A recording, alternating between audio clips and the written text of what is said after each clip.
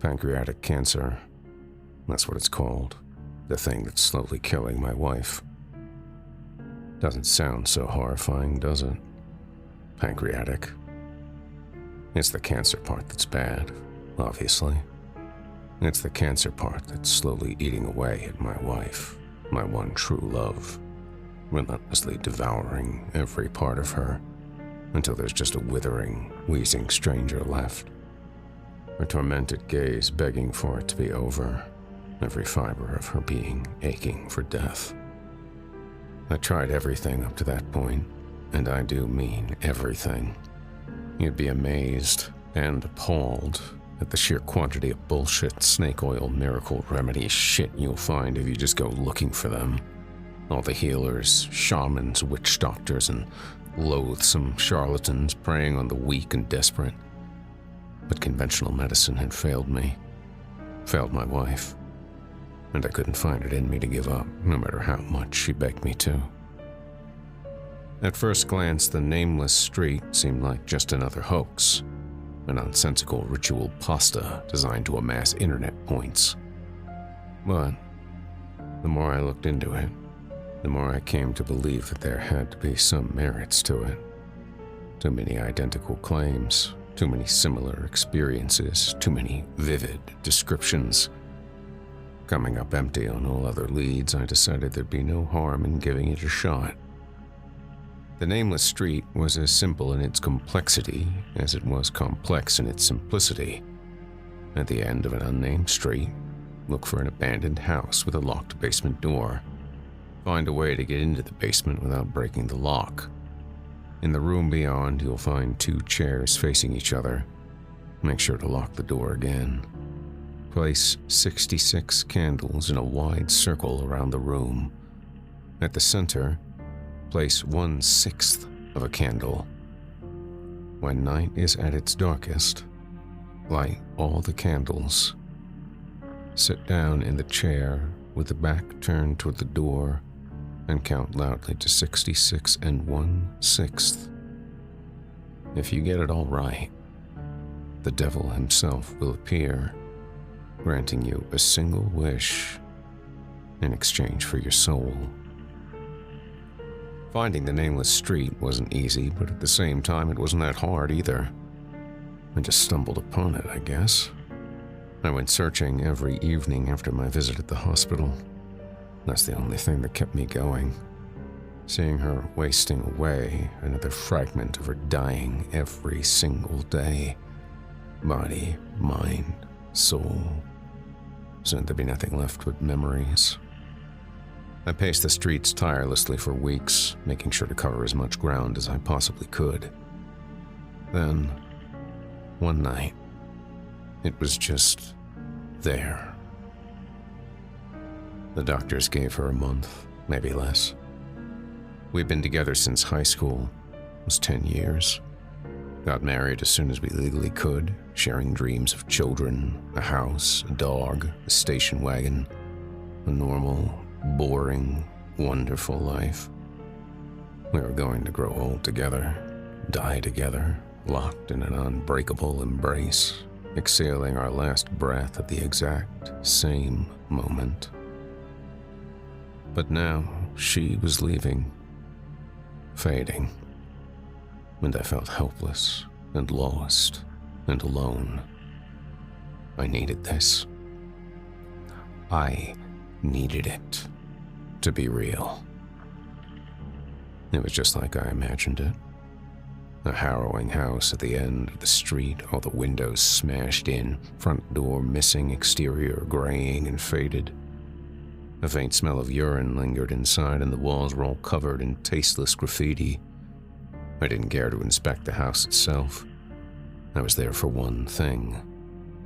I descended the ramshackle stairs leading down to a surprisingly sturdy-looking wooden door and gave the handle a try. Locked. This was the place. When I wasn't at the hospital, Stan was. I didn't even have to convince him. I just wanted someone to be there by her side at all times, and I think he understood that. My brother got along well with my wife, and it seemed like the right thing to do. When I arrived after work, Stan would be there and we'd talk for a bit. It affected him too. Devoured him like it devoured me. He looked older than any younger brother should. I had to fix this, or we'd all just fade to nothingness. I returned the next evening with candles and tools.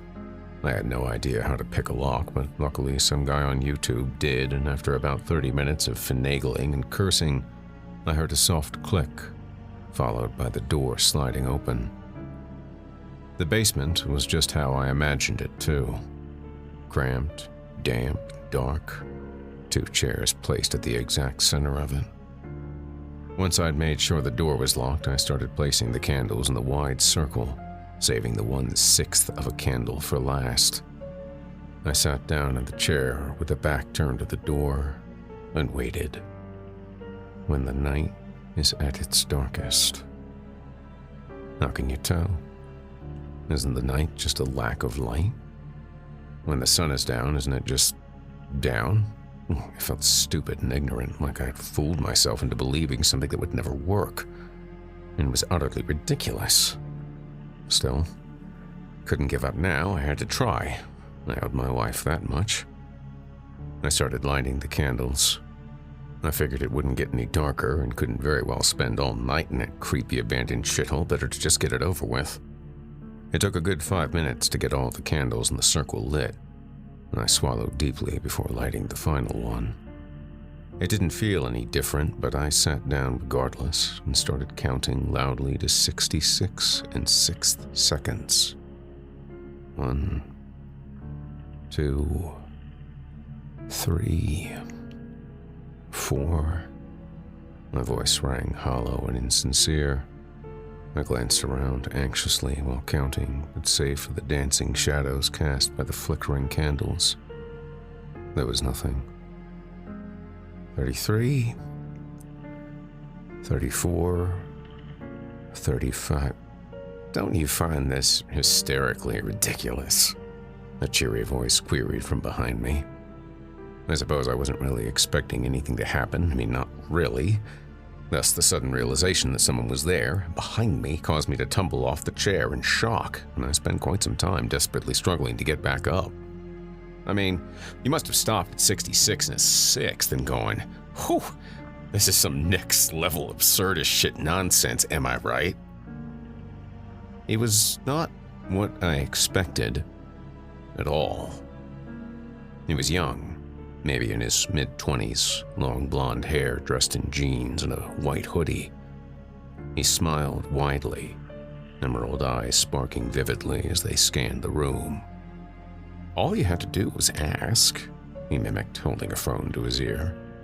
No need for all this unnecessarily elaborate, He paused, waggling his right index finger around theatrically. I want to say, ritual? Who are you? I stammered incoherently. Such a useless question, he chuckled. Names have no meaning here. Are you... I staggered back into the wall. Are you the devil? Look, buddy, he grinned widely. It really isn't important. What is important, however, is what I can do for you. He wandered around the room nonchalantly, eyes darting back and forth between the flickering candles and me. He was tall and slim, yet unnaturally imposing, like he could squish me like a bug at any moment if he felt like it. I kept backing into the wall senselessly like a frightened animal. Let's sit, shall we? He beckoned for me to join him as he sat down. We have much to discuss. Jesus Christ, I mumbled. Was this really happening? Nothing about it felt right. It felt unholy, blasphemous. My back scraped against the cold, protruding bricks of the wall, like the pain somehow grounded me to reality. Jesus fucking Christ, I added. Look, you can call me anything you'd like if it makes you feel better. His piercing eyes dug into mine. It really doesn't matter what fantasy you subscribe to. In the end, they're all nothing but lies, just like names, you know? They only hold meaning to owners and believers. Let's just say, I'm neither. Now, please, just sit, James. You're making this whole satanic deal thingy very awkward for both of us. How? Don't you know my name? I mumbled, still subconsciously backing into the unmoving wall. He threw his head back and laughed heartily. So, you came here ready to summon the literal devil. But you're surprised he somehow knows your name? Oh, James, you are really out of your depth here. You know that, right? He motioned towards the vacant chair. Sit, James. Sit. And we will discuss what I can do for Nora. The mention of her name brought me back from whatever delirious state I was in. I suppose I immediately stopped caring whether it was real or not. The end justifies the means. Isn't that what they say? Even if I was hallucinating, even if this was some insanely convoluted hoax, I had to give it a shot. I'd never forgive myself if I didn't at least try. I hesitantly stumbled to the chair and sat down facing the man. How do you know her name? I asked. How can you possibly know any of this? We've been through this, James. I know all I need to know, and that's just how it is. For instance, I know that Nora, sweet darling Nora, is slowly dying from cancer. I say slowly, but that's really not the case anymore, is it? I'd give her maybe a few days, a week at most. Better start making some arrangements, choose a nice coffin, find a decent little plot, organize the service. These things take time, you know. You wouldn't want to half-ass her funeral now, would you, James? I felt a sudden rush of anger. Anger and resentment and sadness and despair. I wanted nothing more than to just punch his infuriatingly carefree face in. But something deep down inside me told me that would be a horrible idea. Instead, I just broke down crying in heavy, convulsive sobs. There, James, my boy. There, it isn't over yet. He smiled. What if I told you that I could take it out of her? The cancer. Just reach into that frail, broken body and rummage around in there until it was all gone. Wouldn't that be something? I stared at him blankly, tears running down my face. Could you do that? I murmured. Could you really do that? I could. He leaned back, hands behind his head. But, you know, I'd have to put it somewhere else. Natural order, balance, all that jazz. But I'll do you a solid, since I kinda like you, James. What do you mean? See, what I do with it, the cancer, is entirely up to me. I mean, I could just stuff it in you. And normally I would. You know, I'm a bit of a stickler for irony. I mean, you know how it goes. You can't live without the love of your life, so you make an unholy deal with some diabolical entity to save her, only to die days later. Hilarious. But since you've grown on me like a tumor, I'll do you one better. What do you say we stick the big C into your worst enemy instead? My worst enemy? Did I even have enemies? I mean, I didn't really like my boss, and my neighbor was incredibly annoying. Truth be told, I could really do without the "you're not good enough for my daughter" attitude from my mother-in-law too, but an enemy?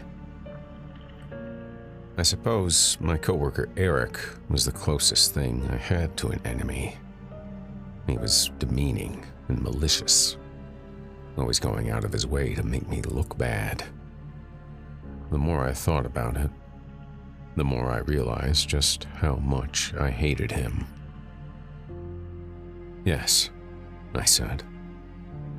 "Do it. There's this guy, Eric, at my job." "Oh, I'm sorry," he interrupted. "I think you misunderstood me. I don't need to know who you think your worst enemy is. No, James, my guy. I know who your worst enemy is. I just need a yes and the old handshake to confirm our arrangement. That's all." "How do I know you can do it?" I suddenly felt a sobering doubt rising. This was all too good to be true. Too fucking crazy to be real. "How do I know I can trust you?" "Oh, I'm glad you asked," he chuckled. "It's smart, to question these things. Sure, I manifested in this locked basement out of thin air and know more about you and your wife than any random stranger possibly could, but I get it. You need proof." He stood up from the chair and leaned in close to me. I instinctively sank into my seat, desperately trying to avoid his piercing gaze. Now, I would love to say that this wasn't going to hurt. His eyes gleamed eerily in the darkness. But I'd be lying. And truth is everything, isn't it? That's why you're here. For the truth. Granted, you might not know it yet. But you will. And who knows? You might even come to thank me one day. What are you? With inhuman speed, he stuck both his hands into my chest. I know it's impossible. Of course, I know it's impossible, but the pain was real, and the blood was too. Insufferable pain. Like every nerve ending in my body was set on fire. Fountains of blood showered us both, and I felt the sudden presence of impenetrable darkness. "Oh, don't cross over yet, Jamesy boy," he laughed. "We're only just getting started." I could feel him touching me from the inside, fingers digging into tissue and muscle and organs, every little prod bringing insurmountable waves of torment, somehow spreading to every pain receptor at once. I couldn't breathe. I couldn't scream. But I imagine every synapse in my body lighting up simultaneously to form a hysterical howl. "Ah," he licked his lips. "There we go. Just the suckers we were looking for. They can be a handful, oh, let me tell you. And all this blood makes it hard too, It takes practice." With a forceful yank, he pulled his hands back, leaving behind a gaping hole in my chest. I should be dead, I thought, as I stared into the mangled depths of my own body. I was convulsing uncontrollably in spasming seizures, but I still managed to get a long, good look at what he was proudly holding in his blood-dripping hands. "You recognize them?" He laughed. "They're called lungs, primarily used for breathing, or so I've been told. Ugh, ugly bastards though, don't you think? Most of that stuff you find on the inside doesn't look as good as on the outside. I guess there's some meaning to it, aesthetics and such." He waved them around playfully, blood squirting everywhere. Every muscle in my body was spasming violently now, and my mind was starting to slip, overwhelmed by the unimaginable pain. I'm going to die, I thought. This is it. This is where they'll find me. But just as the alluring darkness was about to overcome me, I was brought back by his cheery voice. "So, does that do it?" he asked, his mouth now inches from my ear. "Are you convinced? Do we have an agreement?" I tried my best to nod, but I'm not sure you could easily discern the voluntary movements from the involuntary anymore. Blood was flowing in thick streams from the gaping wound on my chest, pouring into an impossibly deep pond on the cold concrete below. Suddenly, he grabbed my hand and shook it vigorously. "Good boy," he laughed heartily. "It's a deal then. I'll yank the nasty tumors from sweet, darling Nora and pack your worst enemy full of the stuff. Really can't wait for this one, James. Sounds like an absolute riot." The darkness was closing in, and I felt some manner of peace as a thick blanket of heavy tiredness enveloped every part of my being. "I'll be on my merry way then," he said. "People to meet, people to eat, you know how it goes. Zippity-doo-dah, zippity-day, kaloo-kalay. Oh, what a glorious day." Goodbye, James. I could hear him walking towards the door, heavy steps echoing through the room. Too heavy for his lithe frame. Everything was turning black now, and I suppose I was mere seconds away from passing out, and on and on. His voice brought me back once more. "Oh, right, I forgot," he chuckled. "You'll probably need these." Mind-numbing pain shot through my body as he pushed his hands into the wound again, brutally rummaging around in there for what felt like ages. Then, with a sudden yank, he was out again. "There you go," he said. "Good as new, and keep those suckers clean now, you hear? Stay away from cigarettes and huffing asbestos." He laughed. "Anywho, be seeing you, James. I have a feeling we'll talk again real soon." And with that, he was gone.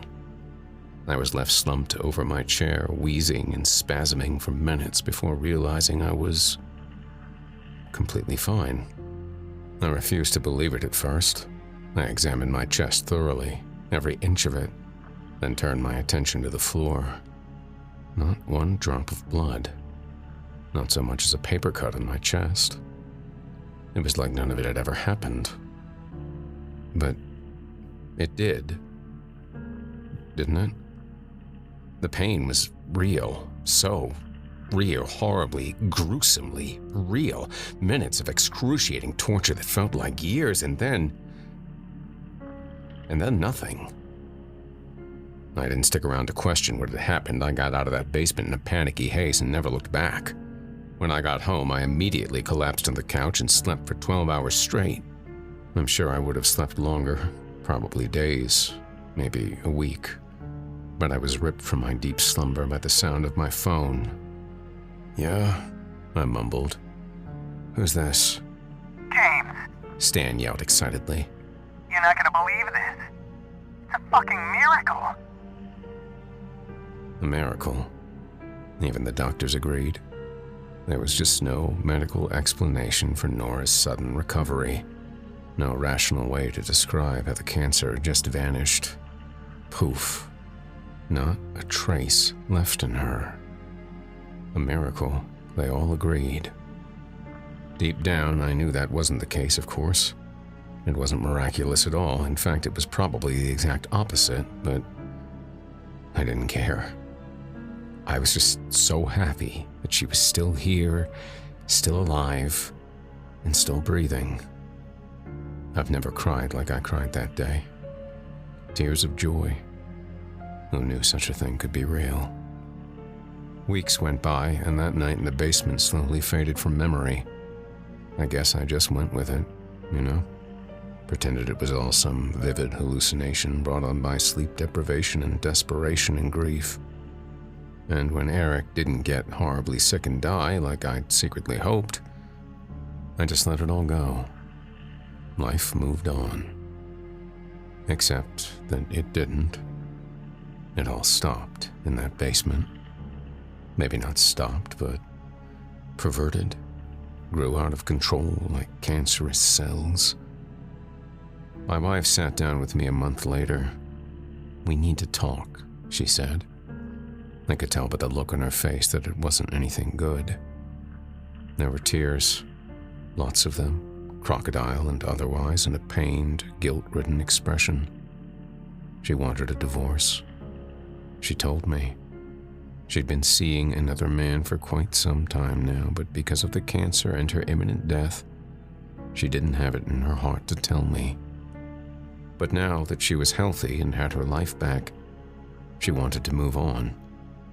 Wanted to find happiness again. "Who?" I remember yelling. "Who the fuck is he?" "It's your brother," she sniffed pathetically. "It's Stan." I suppose my life ended there.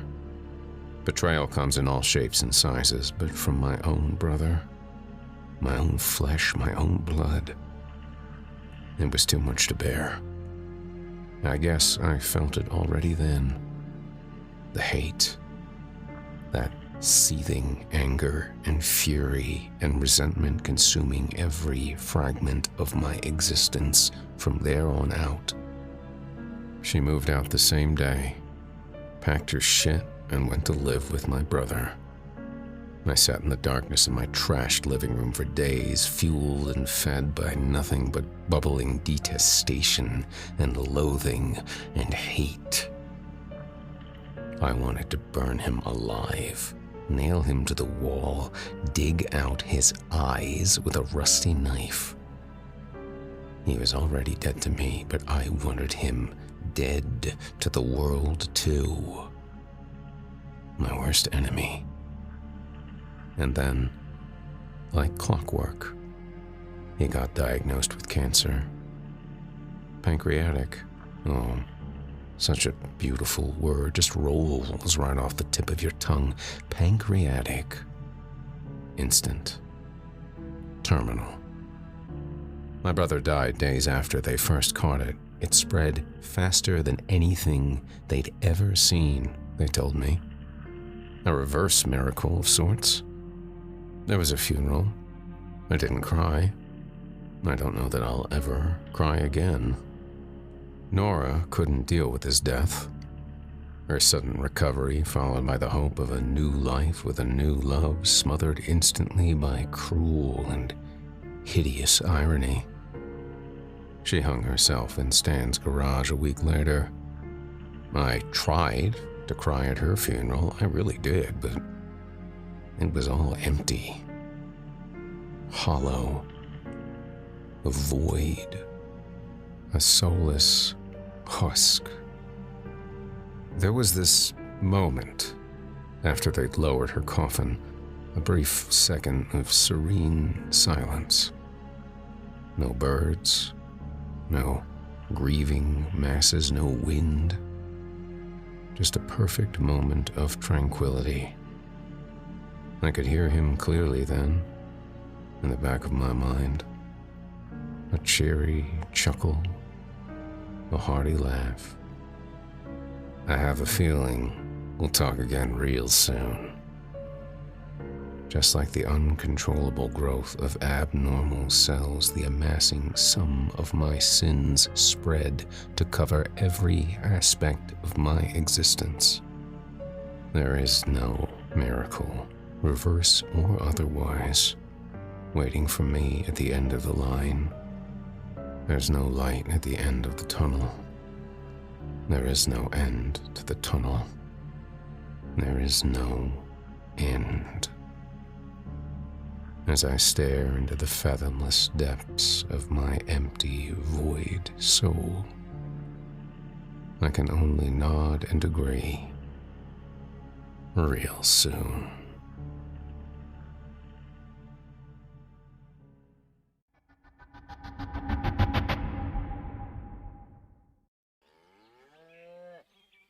Well, that's pretty much the most horrible thing I've ever seen. It was the only thing I could think to say as I stood over the body of one of Bill Morton's calves. Bill stood behind me, nodding his head in utter agreement. He snorted hard and spit into the field before hiking up his pants, Apparently, this was the third calf he had lost in as many weeks. Aliens. His gruff voice hit my ears, and it didn't instantly register what he had just said. Aliens? I repeated, looking away from the horrid state of the calf. Yeah, you know, aliens. His eyes were dead serious, so I avoided the smirk that was threatening to develop on my face. I saw a documentary about the kind of stuff they do to cows on YouTube. Nasty stuff. I knelt next to the animal. The grass was soaked in blood that was already drying in the summer heat. I could see puncture marks dotted on its side that seemed to go in a straight line. Blood matted the fur in little circles around each wound. The calf's head looked as if it had been ripped apart, and most of the brain was missing. Also gone were the calf's tongue and eyes. No, Bill, I guess more likely this is an animal attack. I looked over all the wounds again and scratched my stubble. No offense to your keen detective skills, Deputy, but what kind of animal does that? He got down next to me and pointed to the torn-apart skull. I can't rightly say, Bill. And I truly couldn't. I figured that an animal attack was far more likely than an alien cattle mutilation, but I'll be damned if I couldn't tell it all from the state of the calf. I'd seen my share of coyote attacks, and even a few mountain lions. When you work as a sheriff's deputy in a ranch town, those calls are common. This didn't look like anything I'd ever seen before. Course you can't, Frank, 'cause it's aliens. I'm telling you. He got back up with a wheeze and wiped the sweat from his brow. Them government boys in that facility outside of town. Ask them. I'm sure they know all about it. The facility off the highway? I got up with them, shifting my gun belt and straightening my uniform as it did so.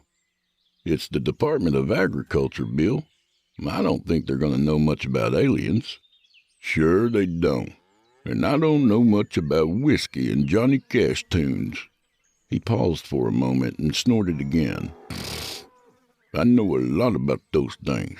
I got that, I responded, the smirk finally breaking through on my face enough to elicit an annoyed reaction from old Bill.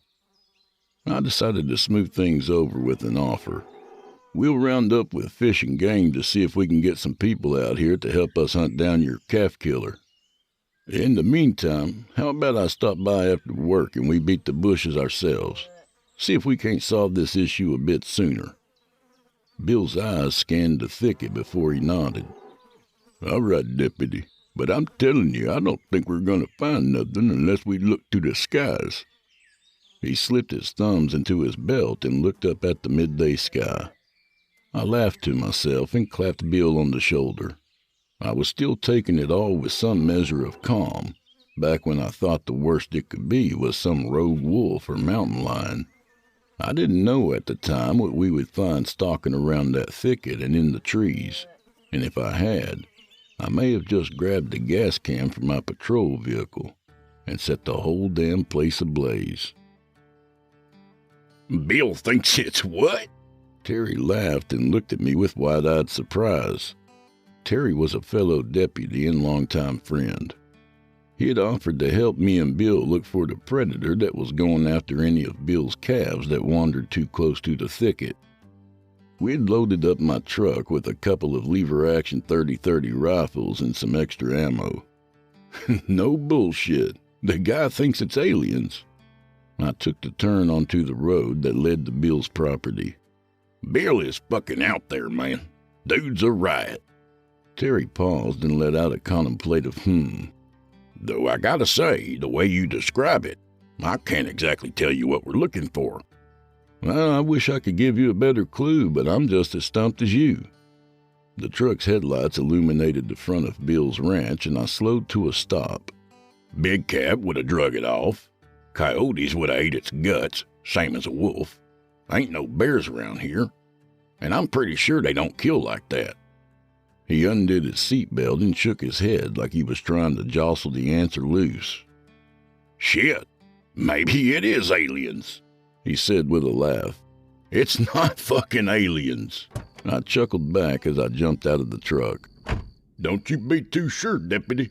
I heard Bill's gruff voice boom out of the darkness as he walked from the side of his house to greet us. He was wearing his hunting oranges and carrying a 12-gauge. A headlamp was strapped to his balding head. His old retriever Bootsy walked at his heel. Even a dumb cow-puncher like me is smart enough to understand there's stuff out there beyond our understanding. Oh, of that I'm sure. Terry pulled one of the 30-30s out of the back of the truck and threw it over his shoulder. The universe is a big place, boys. Bill looked up at the night sky, either ignoring or oblivious to Terry's joke. No telling what's out there. Well, Bill, I pulled the other 30-30 from the back of the truck and started loading it. Right now, I'm a bit more concerned with what's out in that thicket than what's hiding among the stars. Fair enough.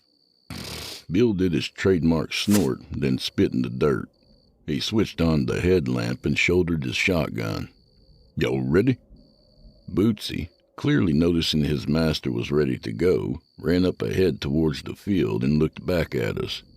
He did a quick run in a circle, as if to tell us to hurry the hell up. Let's go bag us Terry paused and looked at both Bill and I with a shrug. Fucking alien, I guess. Terry and I laughed, and Bill grunted as we walked across the field towards the thicket, Bootsy leading the way. We walked to the edge of the thicket, shining our flashlights while looking to see if we could catch signs of anything stalking around the underbrush.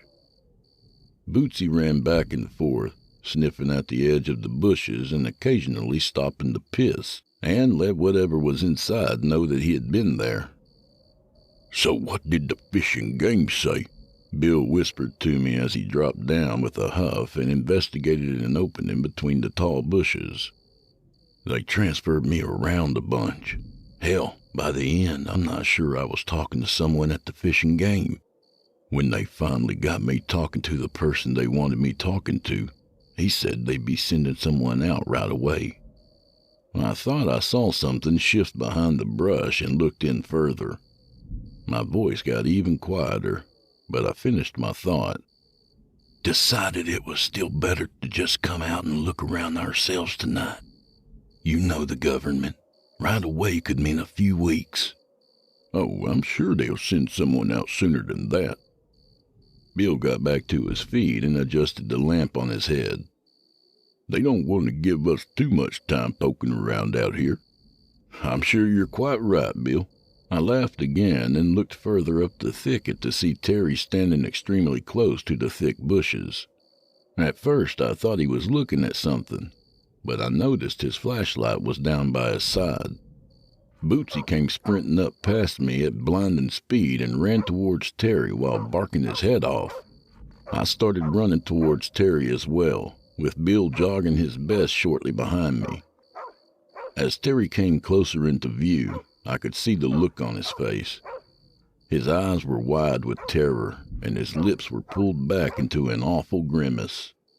He looked as if he wanted nothing more than to scream, but for some reason it was frozen in the back of his throat and choking him. His arms were at his sides, one hand holding the flashlight and the other balled into a tight fist. The 30-30 was still slung over his shoulder, and the question as to why he hadn't pulled it flashed through my mind before I noticed exactly why. His arms were pinned to his side by something that my mind couldn't even start to process. At first, I thought they were giant leaves or branches. Their dark green color matched the surrounding thicket almost perfectly. There were two of them at least 4 feet long that had wrapped around Terry's body in what looked like an uninvited embrace. What in the fucking hell? I stopped dead in my tracks, startled as the things wrapped around Terry suddenly squeezed tighter and an audible hiss filled the air. Don't get any closer, Terry shouted, his voice in utter panic. Bootsy barked around his feet now, and the hiss in the air got louder. Tears streaked his face as he tried to turn his head to look in my direction. Oh, God, man. Please get this dog away from me. It doesn't like the dog. Bootsy, heel. I heard Bill's voice behind me, somehow firm but shaky at the same time. He drew in a deep breath. Bootsy continued barking wildly at whatever had a hold of Terry. I realized what was holding Terry so firmly were massive chitinous appendages like insect legs. I stood in utter shock, my eyes just barely making out the massive shape hiding in the darkness of the tall, thick shrubbery. The thing squeezed him tighter, and I could see blood streaking down his arms. Oh, God, please, fucking help me. Terry's voice was laced with such a horrible terror it woke me from my trance. I raised my rifle to my shoulder and tried to find an angle to take a shot where I wasn't going to risk putting a bullet in my friend. Bootsy, heel now! Bill shouted again, taking a step to the side of me but not daring to get any closer to Terry. Bootsy! The hiss filled the air again. Bill continued yelling for his dog. Heel now! Terry screamed his head off. The thing in the bushes hissed and chittered. Through all this, I took aim at a shadow I could barely see and pulled the trigger. The sound of the gun echoed through the night sky like thunder. I had missed, the bullet striking nothing but branches and whizzing past the thing as it yanked Terry forward into the thicket. I could hear his screams as it dragged him along through the underbrush. The whole thing happened so goddamn fast, I didn't even notice Bootsy leap through the hole made by Terry's body and give chase. I gripped my rifle and followed closely behind the retriever. Bill followed as close as he was capable of. The branches scraped and cut at my skin as I ran.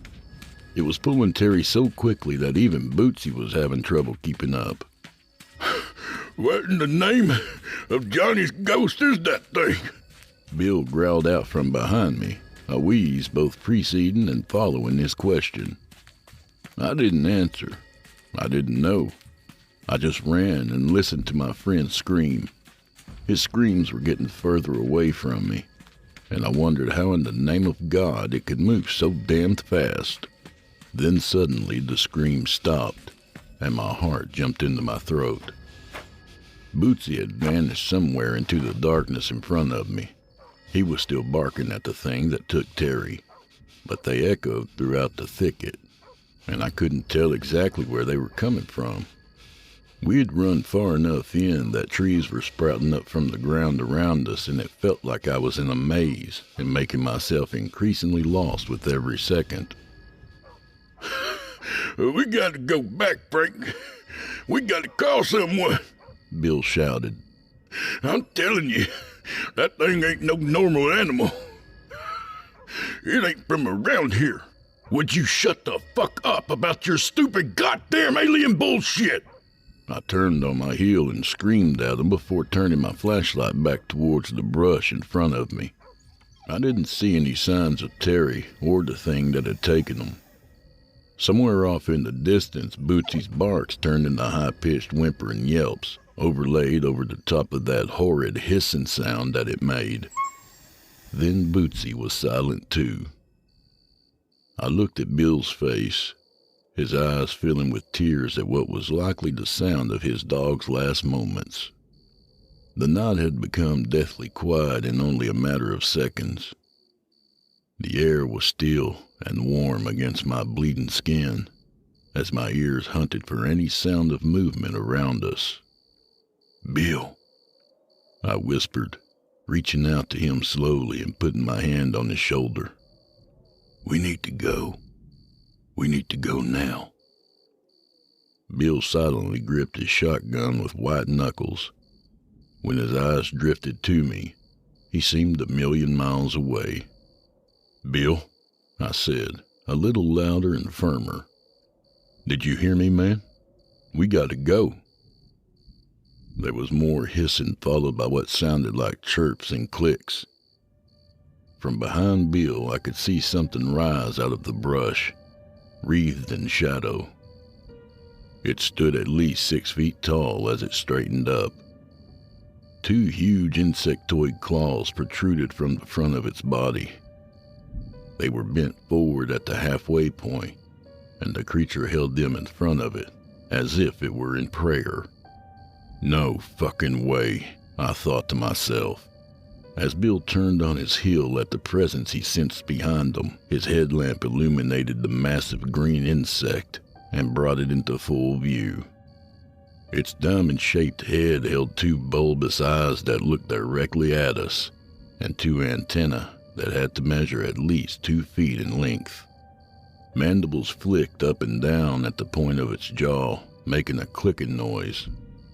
It lowered the posture of its long body, the rest of its legs bending to bring it closer to our level, as it let out a horrible hiss.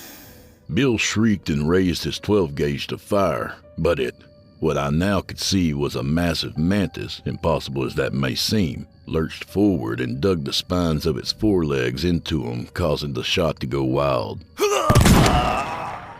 I raised my gun, but by the time it was leveled at the creature, it had already lowered its head to Bill and begun digging its mandibles into his skull. Bill's screams were so loud that I could still hear them as I pulled the trigger on the .30-30 and fired. The bullet struck the side of its face, and even in the low light, I saw one of its eyes explode. I half expected it to drop, but Bill's screams continued, and instead of falling, the mantis just squeezed Bill even tighter with its forelegs and drug him backwards, away from me at a surprising speed. I let off 2 more rounds, but its thin body was hiding in the brush, and it was waving Bill around like a human shield. It was like the goddamn thing understood. It vanished into the darkness, and Bill's screams went silent shortly thereafter. That horrible chewing sound is still something I can hear when I close my eyes. In that moment, knowing that my friends had been eaten by these things, my mind shattered. I ran down the path we had made on our way through the thicket as fast as my legs could move me. I didn't bother to look back. I didn't want to see what was following me. I could hear more clicks and see more moving shadows all around me as I ran. With every single branch that scraped me, I wondered if it was the claw of one of those fucking things getting ready to drag me off and devour me alive. I could hear the hissing, but also the hum of engines and the sight of lights out in the field. Overhead, I heard the thrumming of a helicopter passing over us. I burst through the thicket and into the previously empty field, now filled to the brim with black SUVs, and men in hazmat suits setting up lights. A man who looked like a park ranger came running up to me and screaming for another group behind him to hold their fire. I was in complete shock and hadn't even noticed a group of men leveling AR-15s in my direction. As soon as the man touched my arm, I blacked out. I woke up in a blindingly white room. I could hear the hustle of people running around outside, and as I surveyed my surroundings, I realized I was inside a tent. I attempted to get up from the cot I'd been laid on, but a hand gently touched my shoulder, and I heard a woman's voice. "Easy now. Just take it easy." I blinked a few times, trying to get my eyes adjusted to the light. A woman in a lab coat moved around in front of me as I got into a sitting position and rubbed my face with my hands. "Where the hell am I?" I dropped my hands and looked to the woman who was now leaning on a shaky fold-up table with laptops and paperwork scattered across it. She had a shock of red hair pulled up high and held in place by pencils. Her glasses sat low on her nose. She looked to a soldier that was positioned behind her and nodded, a gesture he returned before stepping out of the tent. "Your name is Franklin Beaumont? You are..." She scanned the clipboard in her hand. "You are a sheriff's deputy in this area?" "Yeah," I answered quietly, looking around the room at machinery I didn't understand. "Who are you?" "I'm Dr. McDonald, Karen McDonald. I'm Dr. Karen. She extended a hand that was as awkward as her reply, and I reached out and shook it. And you are still on site. Site? I asked, not having any idea what she was talking about. I'm about 100 yards from where you collapsed. She looked down at her clipboard again. It was probably just shock. You've been through a terribly traumatic experience, Mr. Beaumont. Do you remember? It all flooded back. Terry and Bill, Bootsy, the mantis that had torn them apart. I fought back tears and nearly bit a hole into my lip. Dr. Karen simply stared at me with inquisitive green eyes and scribbled something further on her stupid clipboard. Of course I remember, I finally said. Those fucking things killed them. Wolves. Wolves, Mr. Beaumont. A man in a blue suit walked into the room. His hair was slicked back, and he wore a practiced smile. Not things. You've been through a major trauma, and we just want to make sure you're not misremembering things. I'm remembering just fine, I gruffly spoke to the man as he walked around to the same side of the folding table as Dr. Karen. 2 soldiers with AR-15s followed closely behind him. He stood in front of me with his arms crossed, waiting for me to continue. What I saw was not a fucking wolf. Of course it was, Mr. Beaumont. What else would it have been? He looked at Dr. Karen and she shrugged. I saw instantly what was going on as the 2 soldiers behind the man in the blue suit looked nervous. I don't know. I hung my head, suddenly very uncomfortable and scared. The mantis obviously had some connection to whoever these people were, and they were not playing around. Mr. Blue Suit and Dr. Karen were the handshake and the smile. The men behind them were the much tougher form of negotiation. We are deeply sorry about your friends. Know that we at the U.S. Department of Agriculture give you our word that we will take care of this pack of wolves and ensure that no one will ever be hurt by them again. The man in the blue suit grabbed the binder off the table and held it out in his hand. Department of Agriculture, I laughed into my hands. You guys are from the fucking Department of Agriculture? I laughed again and looked at the soldiers with their guns and black night ops uniforms. Yes, Mr. Beaumont. The blue suit man pushed the binder into my hands. Who else would we be? I spent the rest of the night signing papers saying that my friends and I had tracked the wolves to the thicket where we had been attacked. I was to decline any interviews on the subject, and if pressed, I was to toe the line on the official story. I can still remember the plastic smile on the face of the man in the blue suit. He gave artificial condolences as they sent me on my way. Dr. Karen gave more genuine ones, but they rang hollow. That night I drank a 5th of bourbon alone in my apartment and cried myself to sleep. There was never any direct threat made against me to keep my mouth shut. They made the cars that followed me and the men parked outside my home noticeable enough that they never needed to make any kind of direct threat. I could only imagine what government agency the blue suit man was actually from, but I knew when there was a gun to my temple, and I doubted very seriously that the Department of Agriculture was holding it. That's why I'm sharing this story here and leaving out the details. I can't keep it inside anymore, and if I go anywhere official, then I'm a dead man.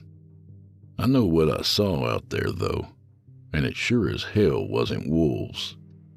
Our government grew something.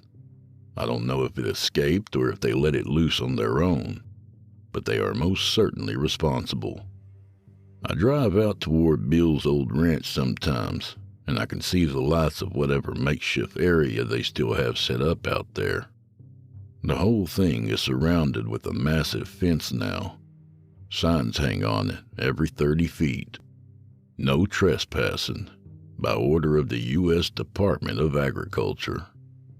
Bill didn't have any family, so it was easy for them to swoop in and take the place for themselves without some nosy relatives wondering what happened to him. or why the government was stealing their land. I'll stand out by that fence sometimes and smoke cigarettes and listen. I'll listen to their trucks driving in and out from the drive and the hustle of men doing whatever those men do out there now. I'll also hear that hiss, that awful hiss. But sometimes I wonder if that's just all in my head. All I know for sure is that there were no wolves out there that night. But there is most certainly something stalking the thicket on Bill Morton's old property. Something that isn't choosy about its prey.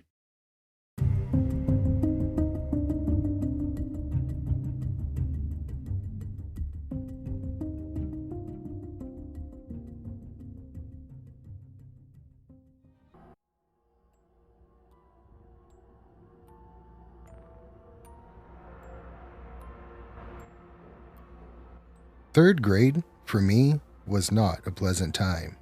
Sure, there are bright spots in the year. There always are. Overall, though, I rated third grade a 1 out of 10, and that's probably being generous. My mother and father were not exactly great role models in my life.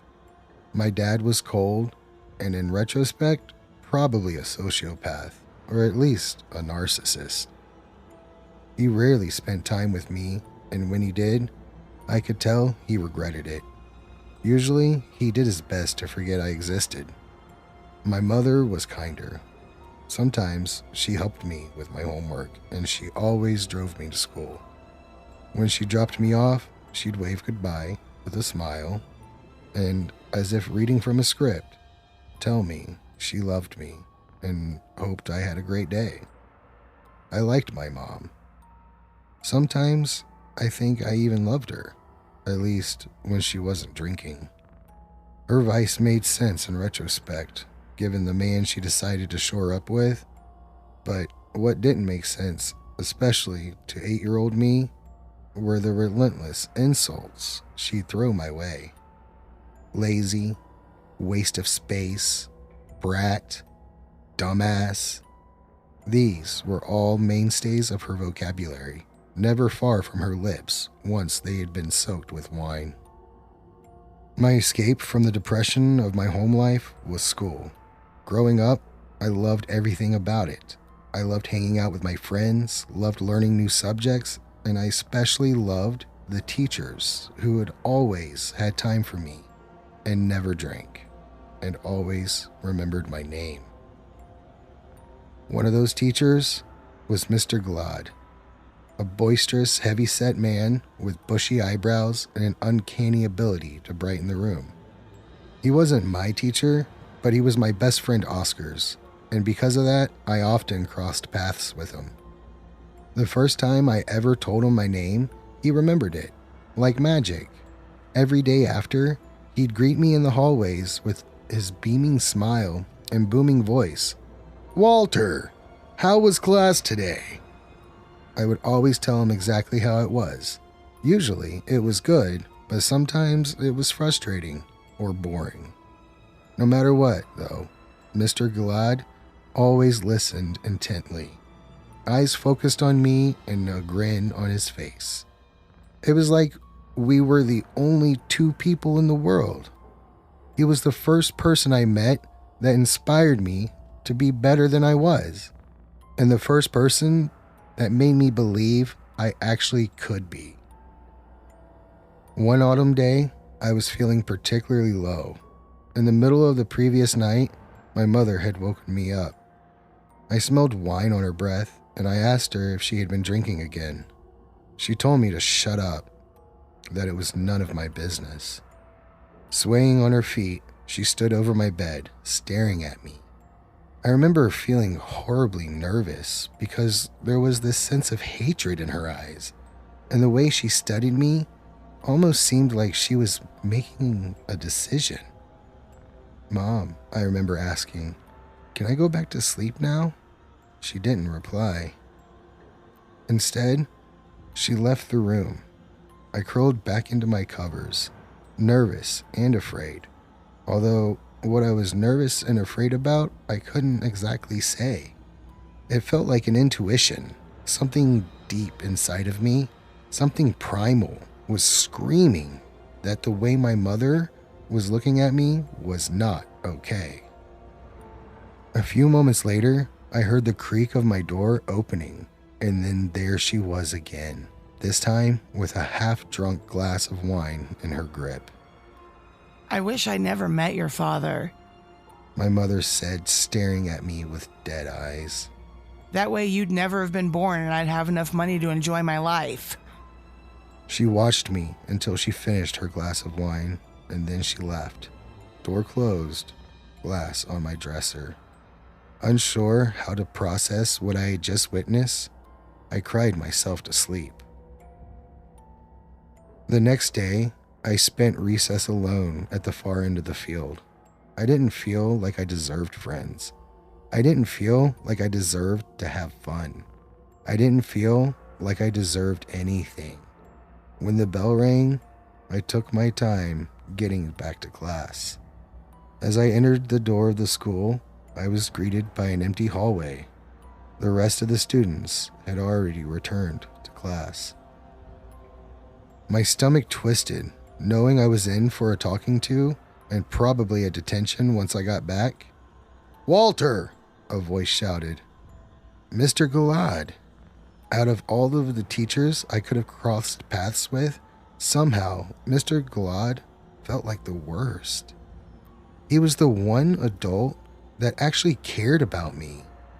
For him to see me like this, out in the middle of the hall when I should have been in class, it probably destroyed whatever goodwill he had for me.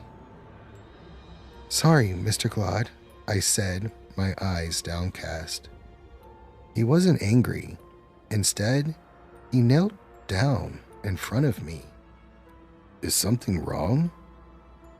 I shook my head, but for one reason or another, the floodgates opened. My face scrunched up in a grimace, and then I started to sob. Before I knew it, I was bawling my eyes out in the empty hallway. He took me by the shoulder and ushered me into a classroom undergoing renovations. He closed the door and sat me down at the teacher's desk. "What's happened?" he asked me, his voice calm and kind. I told him everything. I told him about my father's cold indifference, my mom's drinking, and how last night she had woken me up to tell me she wished I'd never been born. I worked all of it out between sobs, my nose runny with snot and my cheeks soaking wet with tears. Mr. Gilad pulled me into a tight hug. "I'm so sorry, Walter," he said at length. He let me go and then sighed. "You know, it's tough to talk about these things at times, but it's important that we do.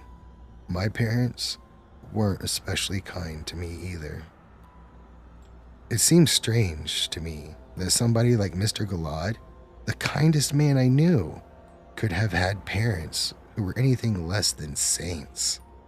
I didn't know what to say, but thankfully, I didn't need to say anything because he kept talking. Something important that I think a lot of people learn far too late in life is that none of us are defined by our parents or our upbringings. Our future is our own. We get to choose who we become. "We do?" I asked him, calming down. I sniffled and wiped my nose on my sleeve. "That's right, we do," he said, his voice adopting a more serious tone. His eyes, usually so bright and full of cheer, now looked sullen and filled with sadness. He seemed somehow distant. "It took me a long time to realize that, Walter.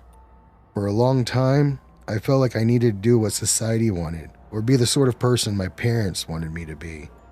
It was only recently that I realized that in doing so, I wasn't actually living my life." Mr. Gilad sighed, shaking his head and muttering something beneath his breath. "I never felt fulfilled, because each day I felt like I was a part of a play or an act. I felt like I was fighting tooth and nail against my instincts, and it was only making me more desperate to see them through. He bit his lip. I was never happy. It was a heavy conversation to have with an 8-year-old, and while a lot of its nuance went over my head, I decided I got the gist of what he meant. So no matter what anybody says, even my mom and dad, I should just keep being me? He smiled, and the sadness in his expression seemed to evaporate near instantly. He was back to the beaming, joyous teacher I knew and loved. Something like that, he said, ruffling my hair. Hey, here's an idea.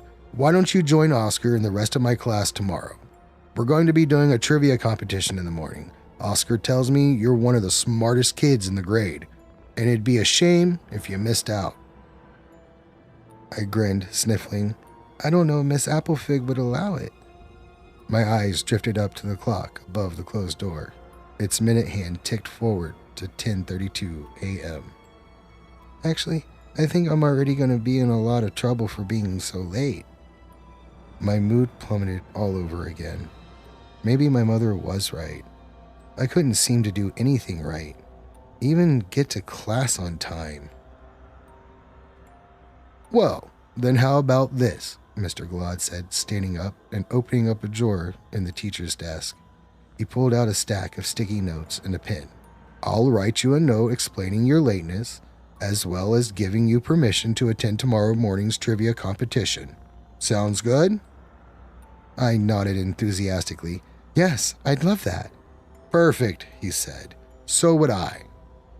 He handed me 2 sticky notes, one excusing my late return following recess, and another requesting permission for me to attend trivia tomorrow morning. By some miracle, I spent the rest of the afternoon smiling.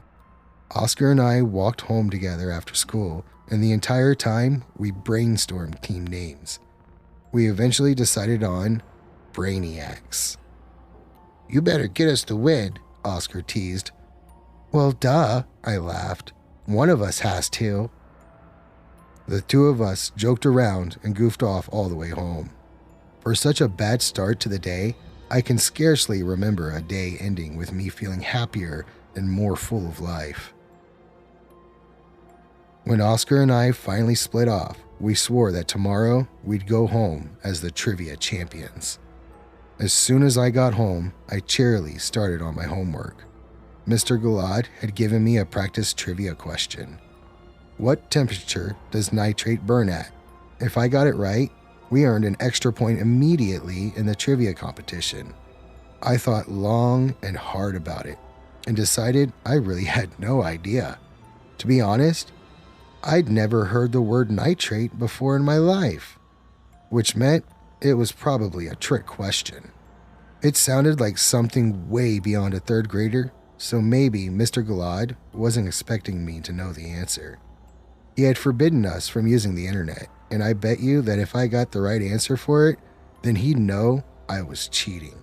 Instead, I wrote, very hot, with a confident flourish of my pencil. A short while later, I heard the front door open and my mom came home. She paid me a hasty smile before pulling off her jacket and opening the cupboard to start on supper. Hey, Mom, I said, beaming. How was work? Long, honey. She said, her eyes bloodshot and jaw set. How was school? Great. I'm doing a trivia competition tomorrow with Mr. Gallad's class. She eyed me for a moment and then smiled. That's lovely. I'm sure you'll learn lots. Me too. A half hour later, my father came home. He threw his jacket over the kitchen chair and immediately asked where supper was. I've been stressed all day, Sarah, and I come and you still haven't started dinner? I shrank into my homework, doing my best to ignore my parents arguing. I have started supper.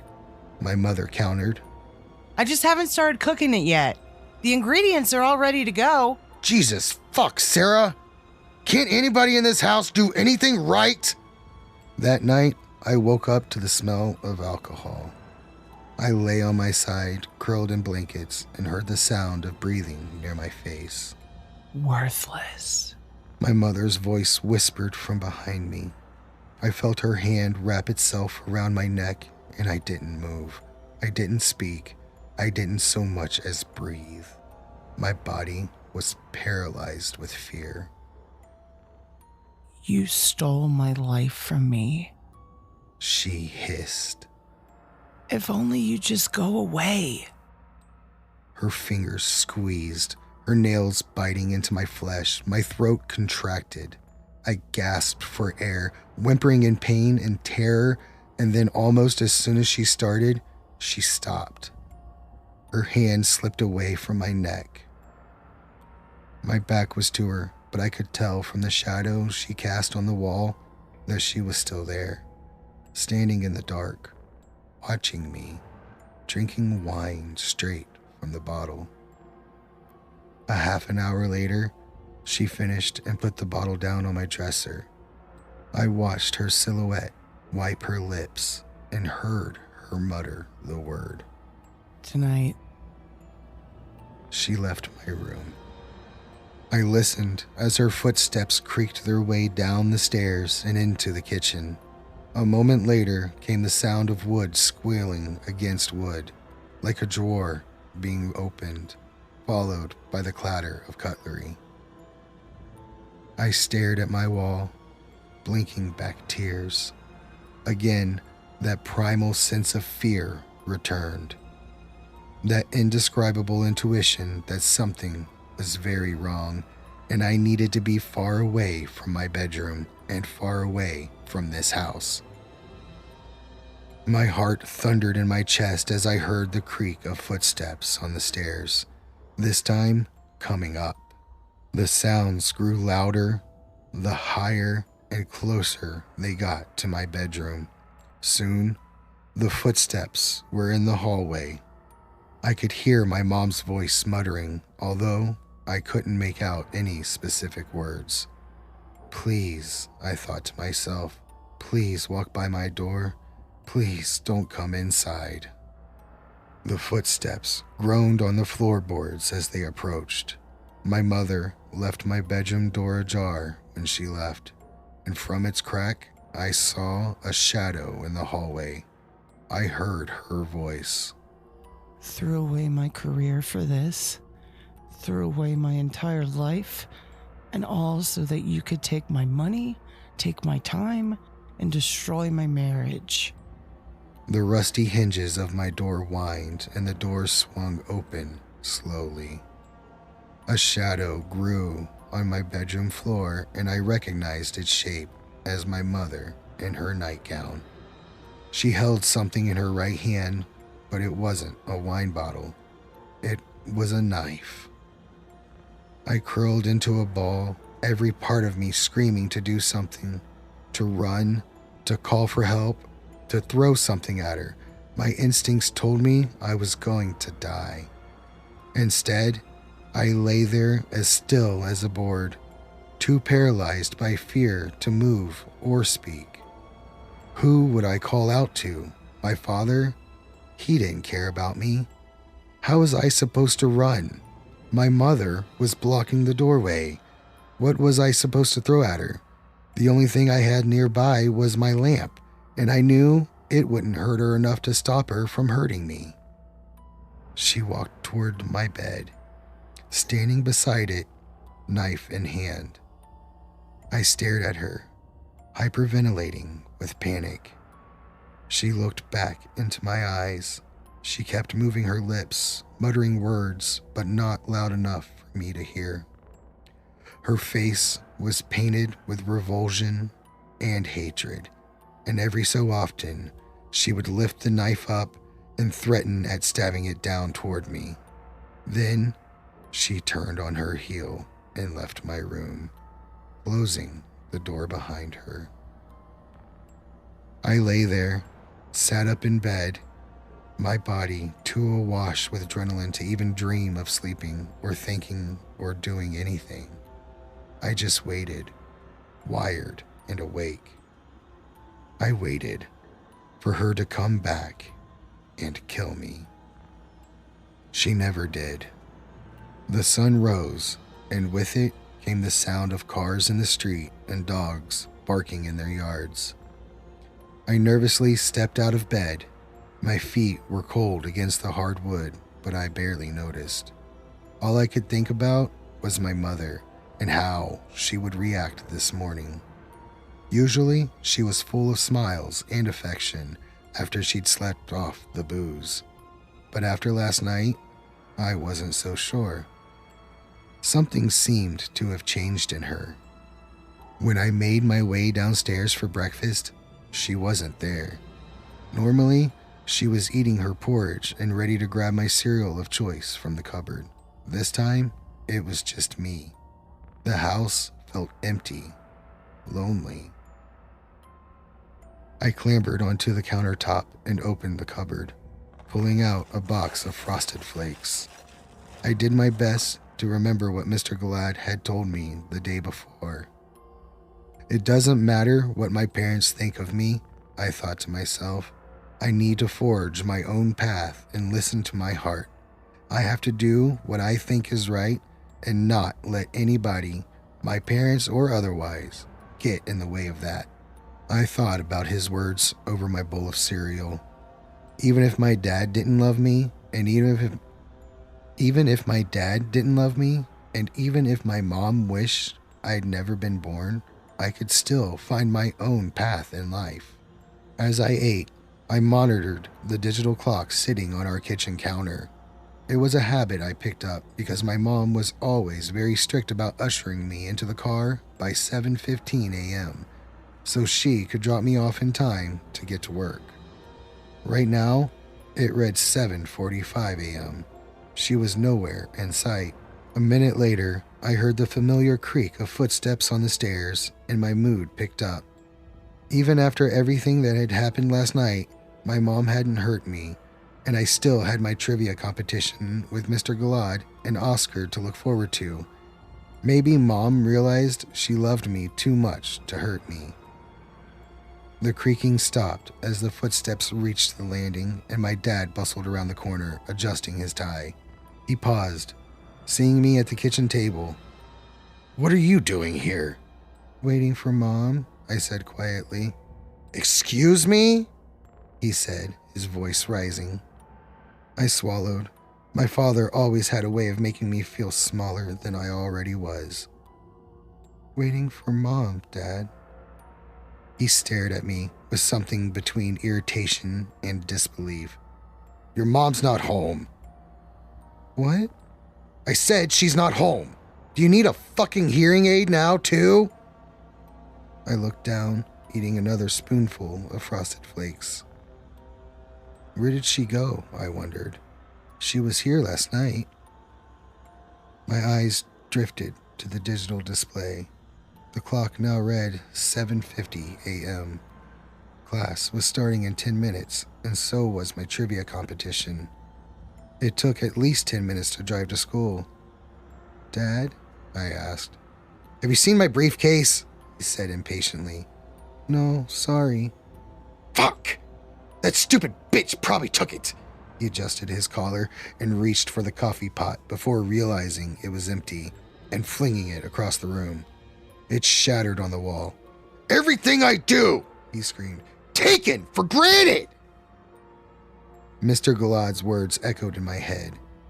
To believe in myself, to trust in my instincts, to do what I felt I needed to. I cleared my throat. "Can you drive me to school? I have a trivia comp—" "Do I look like your mother?" he said incredulously. I stared at him, feeling tears welling up in my eyes. Eventually, I shook my head. "I have a real job," he said, grabbing his jacket from the wall and opening the door. "I don't have time to play at being a parent." He muttered something about ingrates and then disappeared through the doorway, shutting the door behind him. I sat at the table for a few more minutes, too stunned to do anything. My mom was gone. My dad was gone. It was just me in the house now. My family didn't care about me. Nobody gave a damn. No, that wasn't true. Oscar cared. Mr. Gilad cared. I snatched my jacket from the coat rack beside the door and exited after my father. I used the key we hid under the rock in our garden to lock the house behind me, and I started jogging toward the school. Usually, when I walked home with Oscar, it'd take us just over an hour. Unfortunately for me, Hillcrest School lived up to its namesake. My school sat perched atop a large hill overlooking the rest of Plumberry Township. At the top, it was really a spectacular view. To the north, you could see most of the local streets, all the way up to the city hall, downtown. To the south, you could see far down the country road, all the way out to Lake Tyler and Jefferson Forest beyond. Still, it was uphill, which meant it would be a longer walk to than from. I was determined, though. Mr. Gilad's words recited themselves in my mind like a mantra, pushing me ever forward. I kept my eye on the watch on my wrist, figuring if I could get there before 8:30, I'd be in the clear. In both third-grade classes, we did a sharing period from 8 till 8:30, where we talked about our day or new things we found interesting. My sneakers pounded along the sidewalk, my backpack bouncing up and down with my binder, pencils, and markers. I made good time getting to the bottom of the hill, and at the distant top, I could see the gates that marked the entrance to Hillcrest Elementary. I started my ascent. It was slow going. As I went, I kept track of the watch on my wrist. 8:20 a.m. I had 10 minutes to reach the top, and I was barely a quarter of the way there. My breath was coming in big heaves, and my legs, tired from jogging for so long, burned with soreness. I felt lightheaded and wobbly, out of breath. I continued to climb, more slowly now. I didn't have a water bottle, and I was beginning to feel incredibly thirsty, but I knew I needed to get to the top before the trivia competition started. Somehow, even after everything that had happened with my mom and dad, I felt like if I could just win that competition, then everything would be all right. My mom would come home and she'd realize how smart I was and decide that drinking wasn't worth it. And my dad would be so proud of me that he'd start taking an interest in my studies. My eyes drifted back to the watch on my wrist, and my heart fell. 8:45 a.m.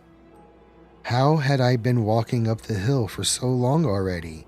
I stopped, catching my breath and realizing none of it mattered anymore. I was way too late for trivia, and I was probably going to end up in detention besides that. There wasn't any point in rushing now. My day was already ruined. I took the rest of the hill at a slower walk, and my legs thanked me for it.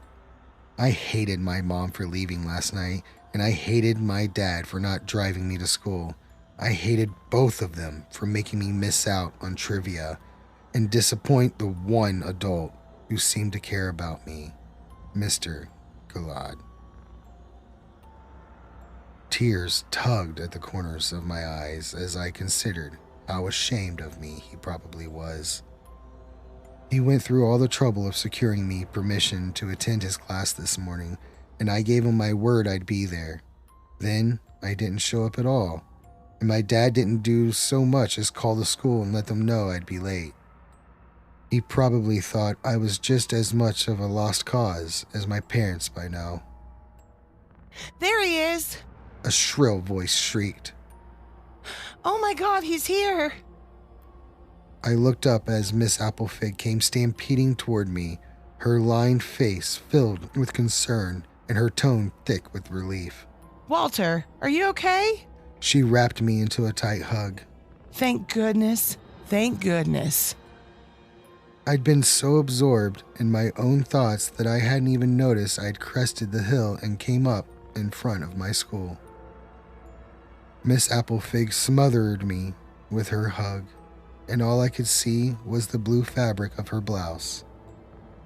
I'm fine, Miss Applefig, I lied. I'm sorry for being late. It's okay, sweetheart. It's okay. She said, pressing her face to mine. I felt something wet on her cheek. "Gloria, is that Walter Thimby?" a man bellowed, and I recognized it as Principal Patel. She wheeled around, nodding fiercely. It is, Uday, it is. Freed from Miss Applefig's all-encompassing blouse, I became acutely aware of something very strange. My entire school was staring at me. "Bring them over here," Principal Patel called out. "Everybody, triple check your students and make sure everybody's accounted for." Miss Applefig ushered me into a line with the rest of my classmates, and I plunked down on the grass beside Jesse Wilson, a blonde kid who held the record for most school suspensions in 3rd grade. He leaned over and whispered into my ear. "Phew," he said. "Gotta say, man, for a while there, you had us worried." "Had you worried?" I said, feeling too depressed to chit-chat. "Yeah," he said. "Yeah," he said. He thumbed over his shoulder, back at the school behind us. "We thought you were still inside." Still inside?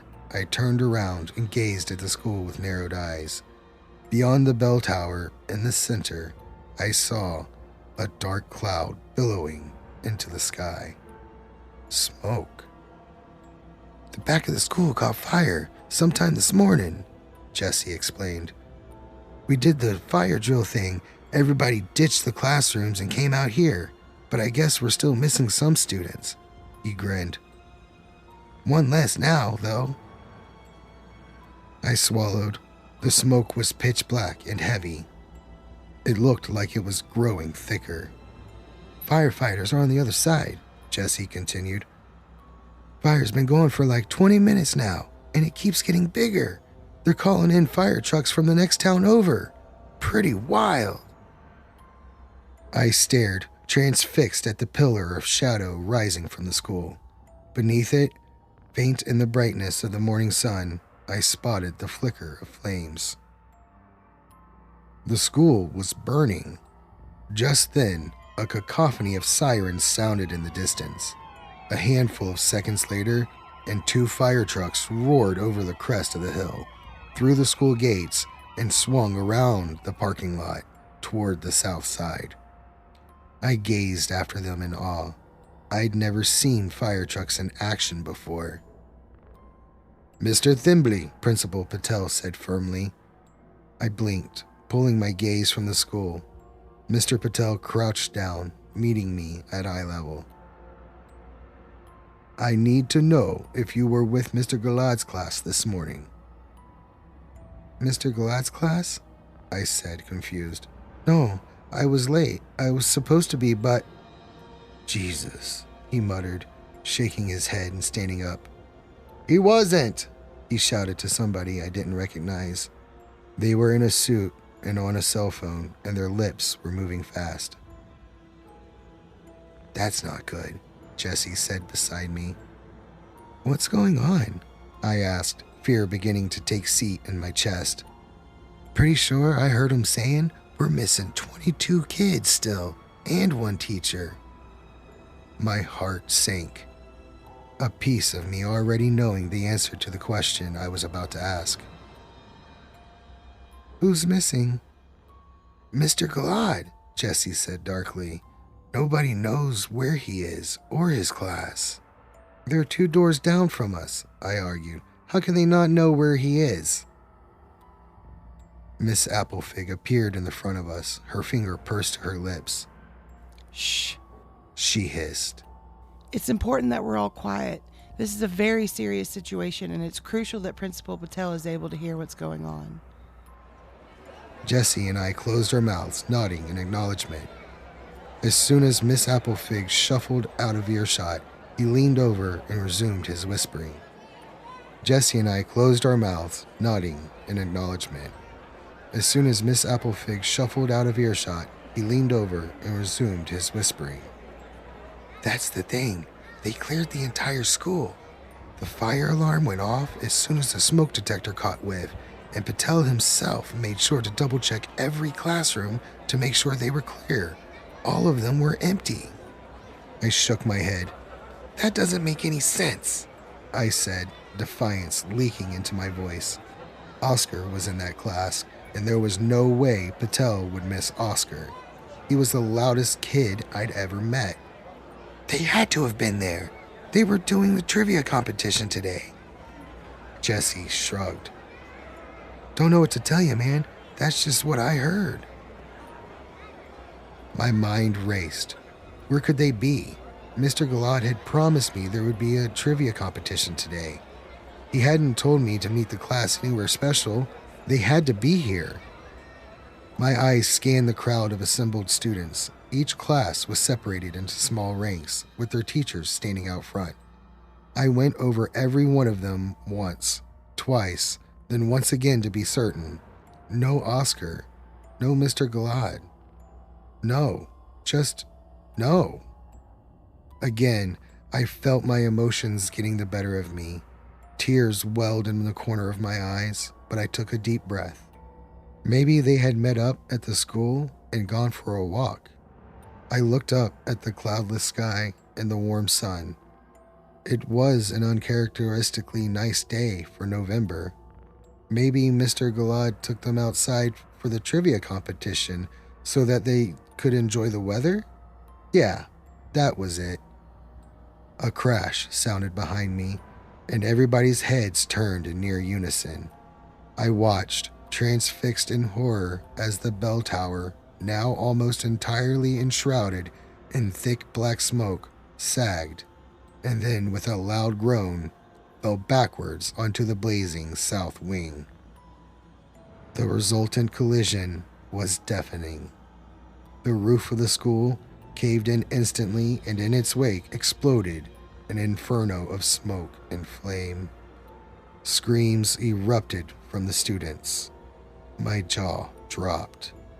I was watching my school, the one place I truly felt at home, burn to ash in front of my eyes. It felt surreal, like I was dreaming and couldn't wake up. It was Miss Applefig's crying that brought me back to earth. She had a hand covering her mouth, and she kept muttering the words. Oh no. Oh no, oh no. A minute later, a school bus arrived, and all of us whose parents hadn't picked us up yet were loaded into it. I remember resisting at first, telling Miss Applefig that I needed to wait for Oscar, but she kept crying and telling me I had to get on board. Please. She said, Please, Walter. Please just go. I relented, and 15 minutes later, the bus dropped me off at home. I used the key in the garden to get back inside, and when I did, I called out for my mom. She didn't answer, so I went into the kitchen and picked up my phone, calling Oscar's house.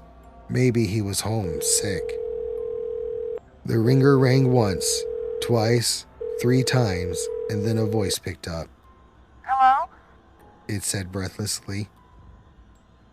Sarah? Matthew? Is Oscar at your house with Walter? Please, we need to... No, I said. This is Walter. Oscar's not here. The line went quiet on the other end. Is he not at home? I asked. No. Said his mother's voice, though it was broken and filled with sadness. I heard her stifle a sob. I'm sorry, Walter. I have to go. Okay, Miss Cortez. The line went dead, and I hung up the phone. I looked over at the clock. It read 10:54 a.m. My dad wouldn't be home for another 6 hours, so in the meantime, I made my way to the living room and turned on the TV, hoping maybe there was something on the news. I flicked through the channels until I spotted a newscaster in front of my school. Here in front of Hillcrest Elementary, where a vicious fire has caused the bell tower to collapse upon the south wing. Firefighters have managed to get the blaze out, and efforts to locate survivors as well as fully assess the extent of the damage have begun. The woman speaking, dressed in a nice 3-piece suit, turned her attention to somebody off camera. They exchanged a few words with her microphone down. A moment later, she looked back at the camera and raised her microphone to her mouth. I've just received word from the fire department that several remains have been located within Hillcrest. These remains are suspected to belong to the missing third grade class taught by Mr. Heinrich Gilad. An emptiness stole through me. The news lady continued to speak, but her words washed over me like white noise. Several remains have been located within Hillcrest. The words haunted me, replaying over and over again in my head. It wasn't until my father came home that I realized just how long I'd been sitting there. "Walter," he said before rushing over to me. He pulled me into a tight hug. "Oh God, Walter. I was so worried for you. I was in a meeting and I didn't hear it until 20 minutes ago. Once I did, I came right over." "It's okay, Dad," I said, though my voice was void of emotion. It was such an odd sort of feeling. All of my life, I had craved this sort of attention and affection from my father, and yet now that I was receiving it, it didn't mean anything to me. I felt empty inside. My dad took me upstairs, ordered me my favorite pizza, and rented the newest Harry Potter movie. He sat with me all night. Every so often, he would ask me if I was okay and apologize for yelling at me earlier, but I hardly registered it. My thoughts were consumed with thoughts of Oscar and Mr. Gilad. They were gone. The next morning, school was predictably canceled. My father stayed home with me and put on another rented movie in my room. This one was Monsters, Inc. I only watched it for 20 minutes or so before I wandered downstairs. I found my dad on the couch in the living room, his back facing me, watching the news lady I'd seen yesterday.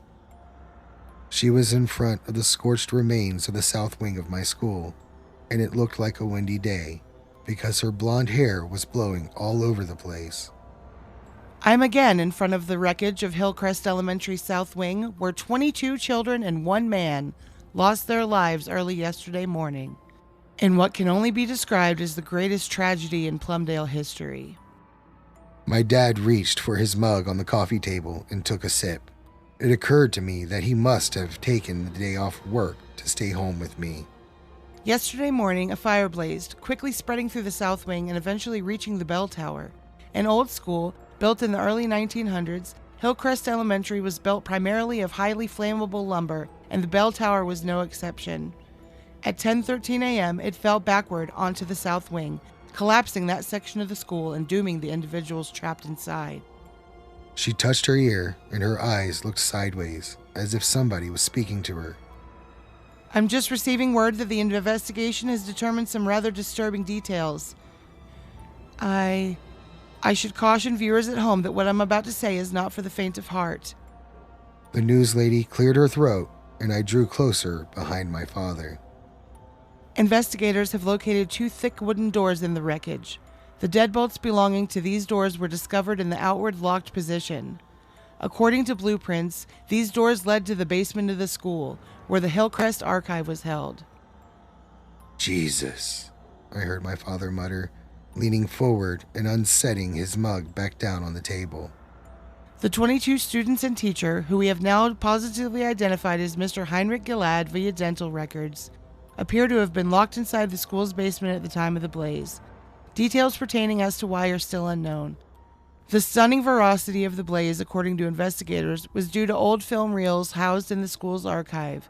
These reels contain nitrate, a substance which burns hotter than gasoline. A lump formed in my throat. One aspect of the tragedy that school principal Uday Patel is wrestling with is that he never physically cleared any of the school's basement areas. The camera cuts out, and I see my principal giving an interview on the school grounds, but in a different location during a different time of day.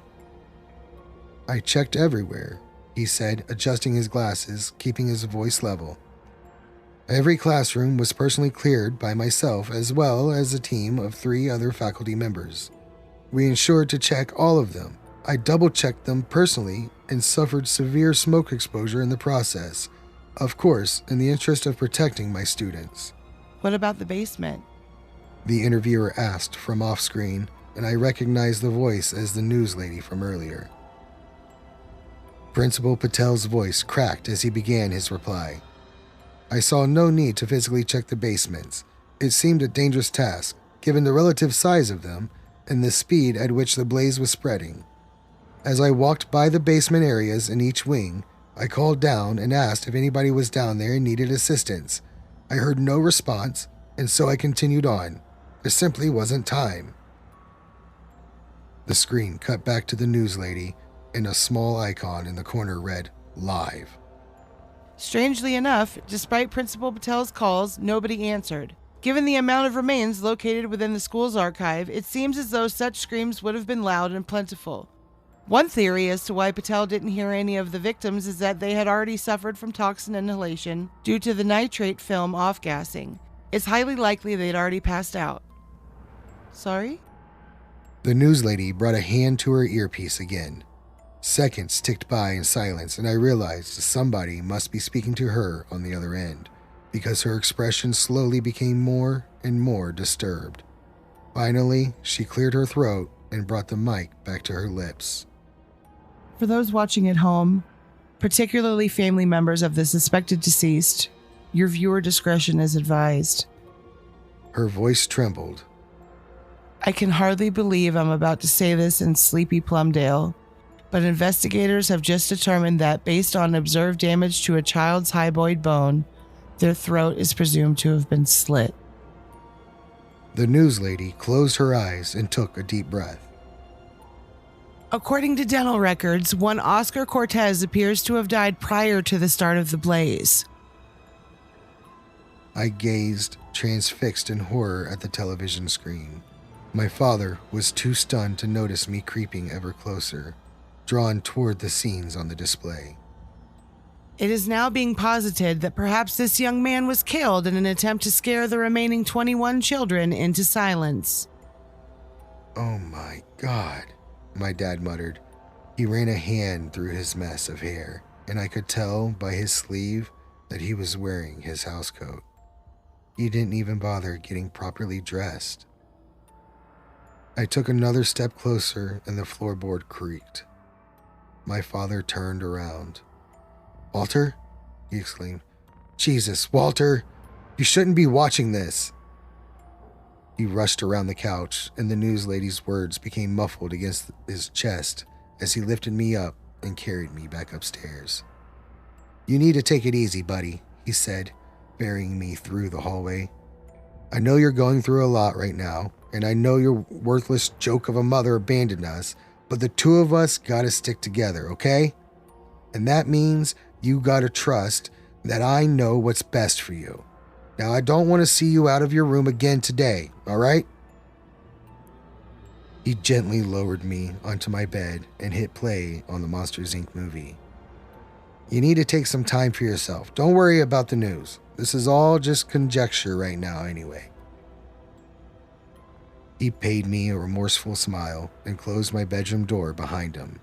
I laid there, staring at my wall, oblivious to the sounds of Sully and Mike from Monsters, Inc. All I could think about was Mr. Galad's words, playing on repeat inside of my head. I never felt fulfilled, because each day I felt like I was a part of a play or an act. I felt like I was fighting tooth and nail against my instincts, and it was only making me more desperate to see them through. Tears slipped from the corners of my eyes. Thanks to the news lady, I finally knew the answer to my trivia question. Nitrate burned hotter than gasoline.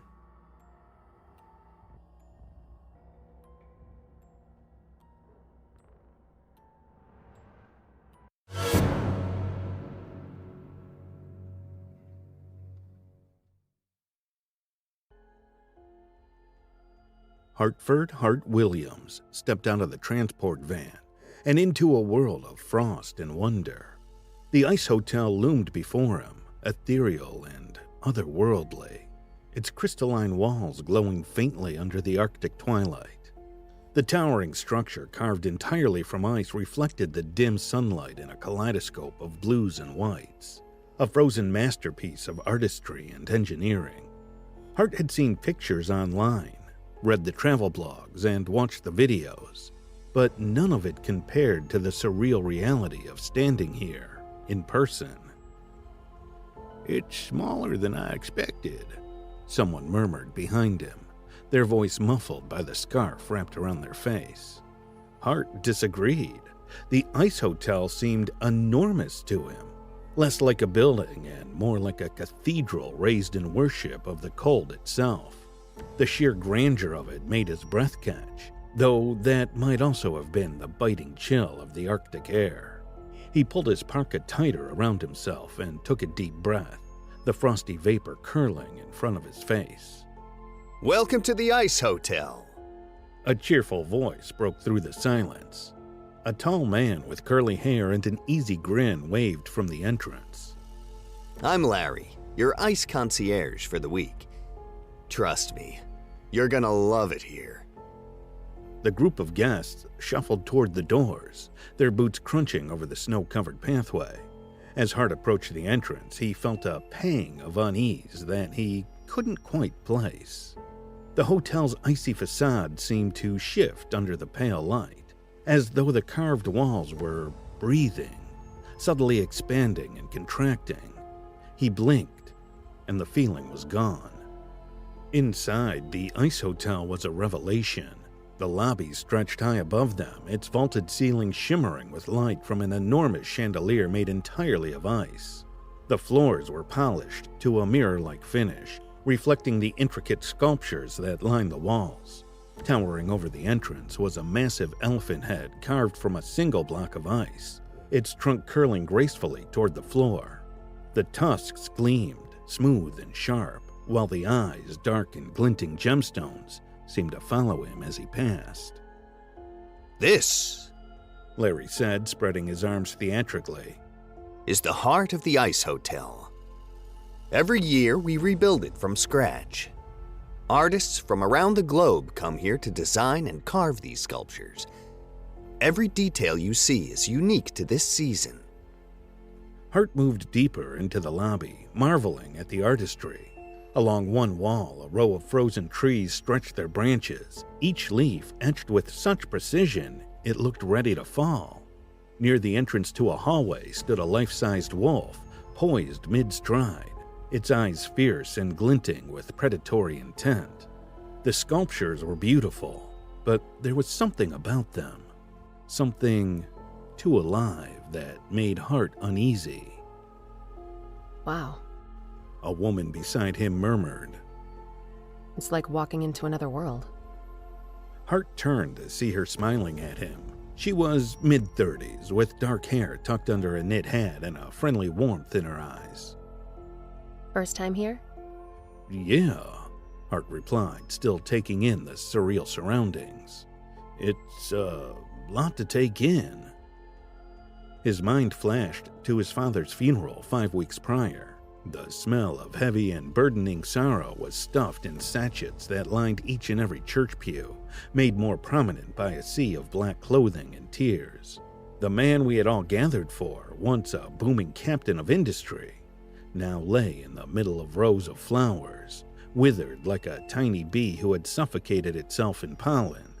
That same smell had followed him into the probate attorney's office, where he was presented a letter from his father to be given to him in the event of his passing. "My dear Hartford, you've brought so much joy to your mother and we couldn't be prouder. I've tried to teach you many things, but sadly, one lesson was missed. I divided my entire estate between you and your sister, on the request that you live your life better than I did mine. Fall in love. Go places. See the world while you can. Because whether you realize it or not, you've been building your bucket list for most of your life. Use this money to clear that list. As I've proven today, you only live." The woman chuckled, her laughter dissipating his thoughts. "No kidding. I'm Patrice, by the way." Hart," he said, shaking her gloved hand. Hart Williams. They exchanged pleasantries as Larry called out names and handed out room keys. Patrice explained that she was visiting to cross the ice hotel as a way of using her newly divorced husband's money to achieve a dream they had together. There was a hint of something unspoken in her voice, a sadness she tried to mask with a bright smile. Soon, Larry led them down a winding hallway lined with ice carvings, explaining the hotel's layout and amenities as they walked. When they reached Hart's suite, he stopped in his tracks, stunned. The room was an Arctic dreamscape. Frosted trees grew from the walls, their branches arching overhead to form a frozen canopy. The bed, carved from a single block of ice, was covered in thick reindeer hides and heavy blankets, the only splash of warmth in the otherwise glacial room. Larry handed him the key with a grin. Don't worry. It's warmer than it looks. Those hides will keep you cozy. Just don't lick the walls, okay? Hart laughed despite himself, watching as Larry moved on to the next room. He set down his bag and ran a hand over the hides. The contrast between the cold, hard ice and the softness of the blankets was oddly satisfying. Exhausted from the journey, he slipped under the covers that night and was surprised by how quickly he warmed up. His sleep was deep, though not entirely peaceful. He dreamed of frozen forests stretching endlessly into a dark horizon. Shadowy figures moved along the trees, their eyes glinting like stars as they watched him. He felt no fear, only a strange, quiet acceptance, as if the icy world was drawing him in. By morning, he awoke feeling oddly refreshed, though the memory of those eyes lingered in his mind like fragments of a forgotten thought. The next day dawned pale and cold, the faint Arctic sun casting long shadows over the hotel. Hart spent the morning exploring the ice hotel's many wonders. Each suite was a work of art, with themes ranging from fairy tales to abstract designs. One room was styled as a frozen ocean, its walls carved with waves and schools of fish that seemed to shimmer in the light. Another was a winter palace, complete with a throne sculpted from ice. The corridors twisted and turned, making the hotel feel much larger than it had seemed from the outside. Hart marveled at the artistry, but found himself disoriented at times. The hallways blended together in a maze of frosted walls. He joined the other guests in the lounge for lunch, where they gathered around a bar carved entirely from ice. Crystal-clear glasses clinked against the smooth surface as Larry served cocktails and joked with the group. Can you believe this place? Patrice asked, sliding onto the stool beside him. She looked more relaxed than she had the day before, her cheeks pink from the cold. It's like being in a dream. Hart nodded, sipping his drink. Yeah, though I can't shake the feeling that it's, watching us. Patrice raised an eyebrow, laughing softly. The hotel? Maybe. Hart grinned sheepishly. I mean, look at those sculptures. They're too perfect. It's like they're alive. Patrice glanced at the wolf statue in the corner, its icy gaze fixed and unblinking. Oh, I see what you mean. She said, lowering her voice. It's a little unsettling. Larry joined them, his usual bright demeanor in full force. Don't let the sculptures scare you, he said, overhearing their conversation. This place is magic, sure, but it's a good kind of magic. People come here to escape, to find something special, and it always delivers. His words lingered in Hart's mind long after lunch. That night, as he lay in bed beneath the glowing ice canopy, he thought about what Larry had said. The hotel did feel magical, but not in the way Larry described. It felt alive, like it was watching, waiting. His dreams were more vivid this time. He walked through an endless maze of icy corridors, the walls shifting around him as he moved. The shadowy figures from before were closer now, their eyes gleaming like cold fire. They whispered, their voices soft and urgent, but he couldn't understand the words. Hart awoke to a pale gray light filtering through the frosted windows of his suite. The faint glow made the icy canopy above his bed glisten as if the frozen branches were alive. He lay there for a moment, cocooned in warmth, listening to the faint whistle of the wind outside. But as he stirred, the wind grew louder, angrier. By the time he reached the window, it howled with a force that rattled the panes. Outside, the world was white, the horizon swallowed in a torrent of swirling snow. The storm had arrived, erasing the edges of the landscape and wrapping the ice hotel in a cocoon of isolation. It was as though the storm had sealed them off from the world, leaving only the hotel and whatever lay inside it. By mid-afternoon, the guests had gathered in the ballroom, their laughter and conversation echoing off the smooth ice walls. Hart found himself lingering near the bar, nursing a vodka chilled to perfection in a glass carved from frozen water. The chandeliers overhead sparkled, refracting light that danced across the walls in shimmering patterns. This storm's no joke, said a guest nearby, a burly man in a heavy sweater. They're saying it could last all night. It's a good thing we're in here and not out there, Patrice said, her voice light but her gaze distracted. She sat beside Hart, stirring her drink absently. It's like the hotel was built for this, isn't it? A sanctuary. Hart glanced at her, catching the unease in her tone. Before he could respond, the ballroom door swung open, and a woman stumbled inside, her face pale as the snow outside. She clutched the frame of the doorway, her breath coming in sharp gasps.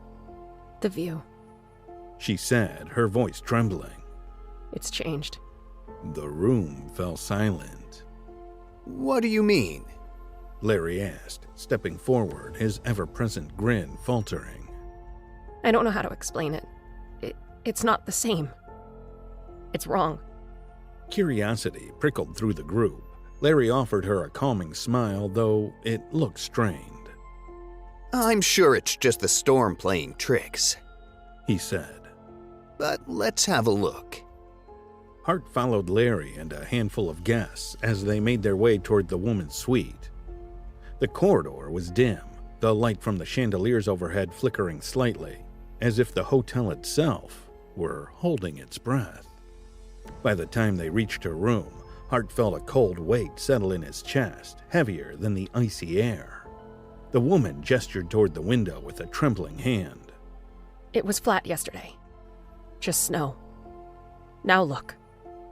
Hart peered out, his breath fogging the frosted glass. The storm had cleared just enough to reveal a jagged cliff edge, mere feet from the building. Below, an abyss yawned, black and infinite, as if the earth itself had been swallowed whole. Jesus, someone muttered behind him. That wasn't there before. The woman said, her voice rising. It wasn't. The air in the room felt tight, as though the walls were pressing inward. Hart stepped back, his pulse pounding. Larry hesitated, then forced a cheerful laugh. It's just the wind shifting the snow drifts, he said. Optical illusions and all that. But Hart didn't buy it. He could feel the truth creeping in, cold and undeniable. The hotel was moving. One of the braver guests, a wiry man in his 40s, muttered something about checking it out. Before anyone could stop him, he threw on his coat and slipped out through the back exit. Hart caught a glimpse of him as he neared the cliff, his boots crunching on the ice. Be careful, Larry called, his voice taut with strain. The man crouched near the edge, peering into the darkness below. He turned back toward the group, waving as if to say it was fine. And then the ice beneath him cracked. The sound was deafening, echoing through the frozen air. Hart's breath caught as the man's arms flailed, his mouth opening in a silent scream. For a moment, he hung there, teetering on the edge. And then he was gone, swallowed by the void. Someone screamed. Hart couldn't move, his feet rooted to the floor as the ice at the edge of the cliff glistened red where the man had fallen. The storm roared, as if in approval. Larry clapped his hands, his voice forced and bright. Everyone inside. Come on now. No need to linger out here. Hart didn't need to be told twice. As he followed the group back into the safety of the hotel, he couldn't shake the feeling that the building itself was watching, its walls tightening around them, like a frozen predator closing in on its prey. The next morning, the storm showed no sign of letting up. Hart woke to an oppressive silence, broken only by the faint thrum of wind outside. The light filtering through his window was dim and gray, giving the room an eerie glow. He dressed quickly and stepped into the hallway, which felt colder than before. The air was sharp, biting, and the walls seemed to shimmer with a faint pulse, as though the ice itself was alive. He walked cautiously, his footsteps echoing. The sound swallowed almost immediately by the oppressive quiet. The day passed in a blur of tension. The guests gathered in clusters, whispering among themselves. Larry, ever the optimist, did his best to maintain morale, organizing games in the lounge and handing out drinks with his usual charm. But Hart could see the strain in his face. The man who had fallen was never mentioned. Patrice sat quietly in the corner, staring at the chandelier overhead. When Hart approached, she gave him a faint smile, but it was fragile, as though it might shatter at the slightest touch. I don't like this. She admitted, her voice low. The storm, the cliff, this place. It's just a storm, Hart said, though he didn't believe it himself. We'll be fine. Patrice glanced at him, her eyes dark. It feels like the walls are closing in. Like the hotel is breathing. Her words sent a shiver down his spine, but before he could respond, a loud crack echoed through the room. The guests froze as the chandelier overhead trembled, tiny shards of ice falling like glass rain. And then it happened. The stalactite. A massive shard of ice broke free from the ceiling. Plunging down with a deafening crash, it struck Larry where he stood, piercing his chest and pinning him to the floor. His smile vanished, replaced by a look of pure shock, his eyes wide and unseeing as blood seeped across the icy surface. For a moment, no one moved. The air felt thick, suffocating. And then the screams began. That night, Hart lay awake in his room, the reindeer hides pulled tightly around him. The hotel felt different now, its quiet no longer comforting, but oppressive, as though it were waiting. The walls seemed to pulse faintly, like a heartbeat, and he thought he could hear whispers in the darkness. When sleep finally came, it was restless. He dreamed of endless hallways that twisted and turned, their walls slick with ice that pulsed under his touch. Shadowy figures lurked at the edges of his vision, watching him, their eyes glowing faintly. He woke, drenched in sweat, the whispers still echoing in his ears. When he stepped into the hallway, his heart stopped. The corridor was littered with bodies. Naked, pale, and lifeless, they lay sprawled across the ice in grotesque positions, their faces frozen in expressions of terror. Their limbs were twisted unnaturally, as though they had been broken and reassembled. The smell of blood hung in the air, sharp and metallic, and the walls seemed to glow faintly, pulsing with an unnatural rhythm. Hart's stomach churned as his eyes fell on Patrice. She lay among the dead, her arms outstretched as if reaching for help that had never come.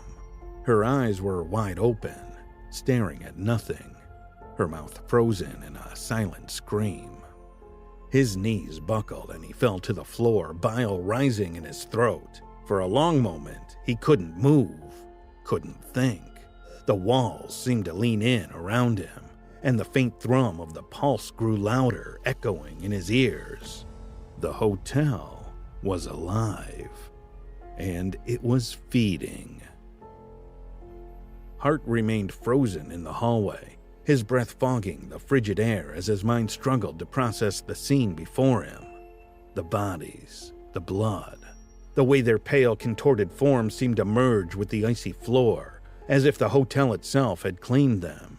His eyes locked onto Patrice's lifeless face, her expression frozen in an unbearable mix of terror and pleading. She had reached for help, for him, and he hadn't been there. The faint sound of the wind outside mingled with the unsettling stillness of the corridor. The flickering light from the ice sconces cast distorted shadows on the walls, making the scene feel like a macabre painting come to life. Hart's stomach churned, and he forced himself to turn away, steadying himself against the cold wall. The ice beneath his hand vibrated faintly, not from the storm outside, but from something deeper, a rhythmic thrum that seemed to pulse through the structure. A heartbeat. Hart jerked his hand back, his breathing quickening. He staggered down the corridor, his boots slipping on the smooth ice as he put as much distance as he could between himself and the gruesome tableau. The pulse in the walls seemed to follow him, a steady rhythm that grew louder the farther he went. The air grew colder, sharper, biting at his exposed skin. He rounded a corner and leaned heavily against the wall, his breath coming in gasps that crystallized in the freezing air. The hallway stretched endlessly before him. Or had it always been this long? He wasn't sure anymore. The layout of the hotel, once charmingly labyrinthine, now felt malicious, shifting around him like a living maze. His hands trembled as he pressed them to his temples, trying to steady his thoughts. "It's not real," he whispered, his voice sounding weak and small in the icy silence. "It's just not real." But deep down, he knew it was. The rest of the hotel seemed abandoned. Hart stumbled through the corridors, calling out, his voice echoing off the walls. No one answered.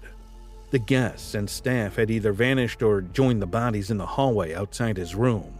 He passed through the lounge, the dining hall, even the ballroom, each space eerily untouched, as though the horror outside hadn't reached them. Yet the oppressive atmosphere lingered, pressing down on him like a suffocating weight.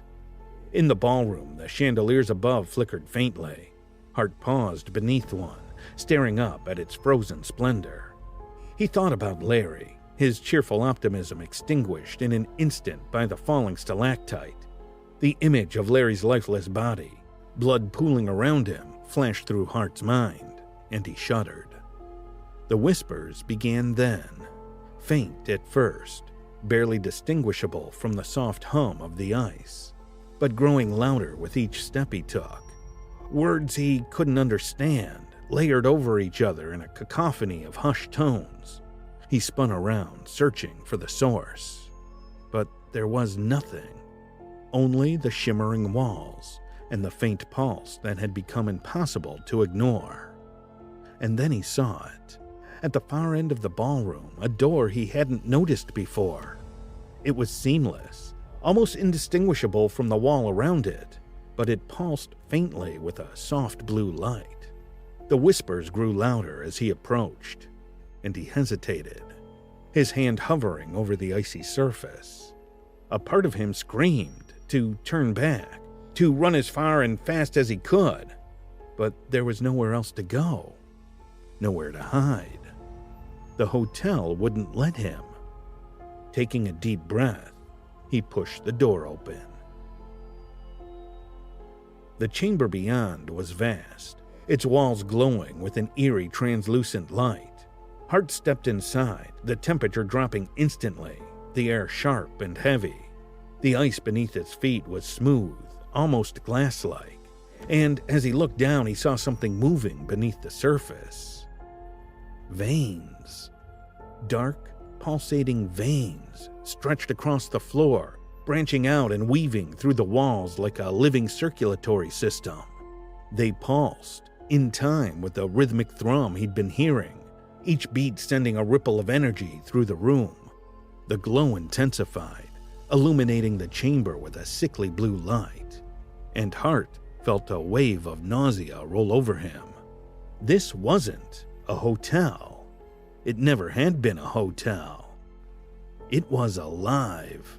The whispers crescendoed, filling the chamber, and Hart clutched his head, stumbling forward. His breath fogged the air as his vision blurred, the light around him bending and twisting. The walls seemed to move, the veins contracting and expanding like lungs inhaling and exhaling. And then, from the far corner of the chamber, something stirred. A figure emerged from the shadows, its skeletal frame coated in frost and ice. Its limbs were twisted, impossibly long and jagged, its hollow eyes glowing faintly with a cold, malevolent light.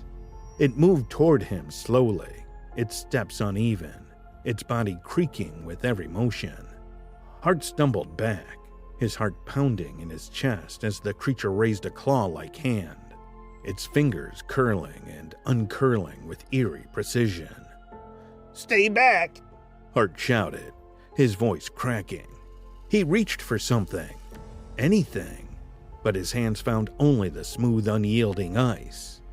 The creature paused, tilting its head as if studying him. Its hollow eyes burned into his, and Hart felt his knees weaken. The whispers grew deafening, and for a moment, he thought he could understand them. They weren't just voices. They were the hotel speaking through the ice, through the walls, through the veins that pulsed beneath him. They were calling for him. The chamber pulsed again, and Hart's vision wavered. He dropped to his knees, clutching at his chest as the cold seeped into him, deeper than skin, deeper than bone.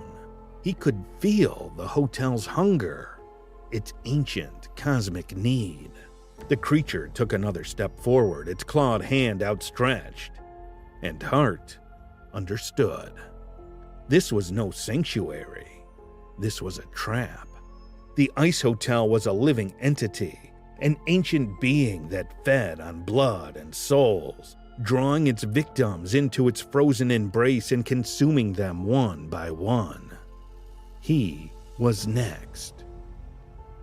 The chamber throbbed, a rhythmic pulse so loud now that it seemed to reverberate through Hart's very bones. The veins beneath the ice glowed a deep, sickly blue, radiating an energy that was both hypnotic and terrifying.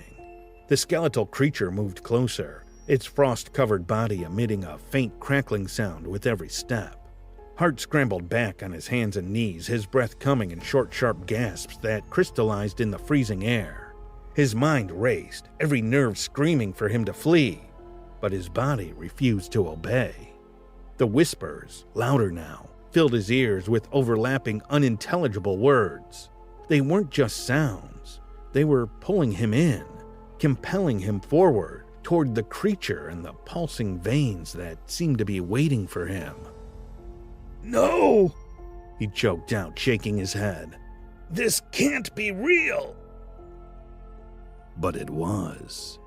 The whispers reached a fever pitch as the creature knelt in front of him, its hollow eyes fixed on his. It raised a clawed hand, brushing it lightly against his face. The ice burned like fire, and Hart cried out, falling back.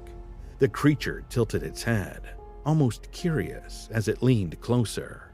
Its mouth opened in a soundless scream, its breath a freezing gale that tore at his skin.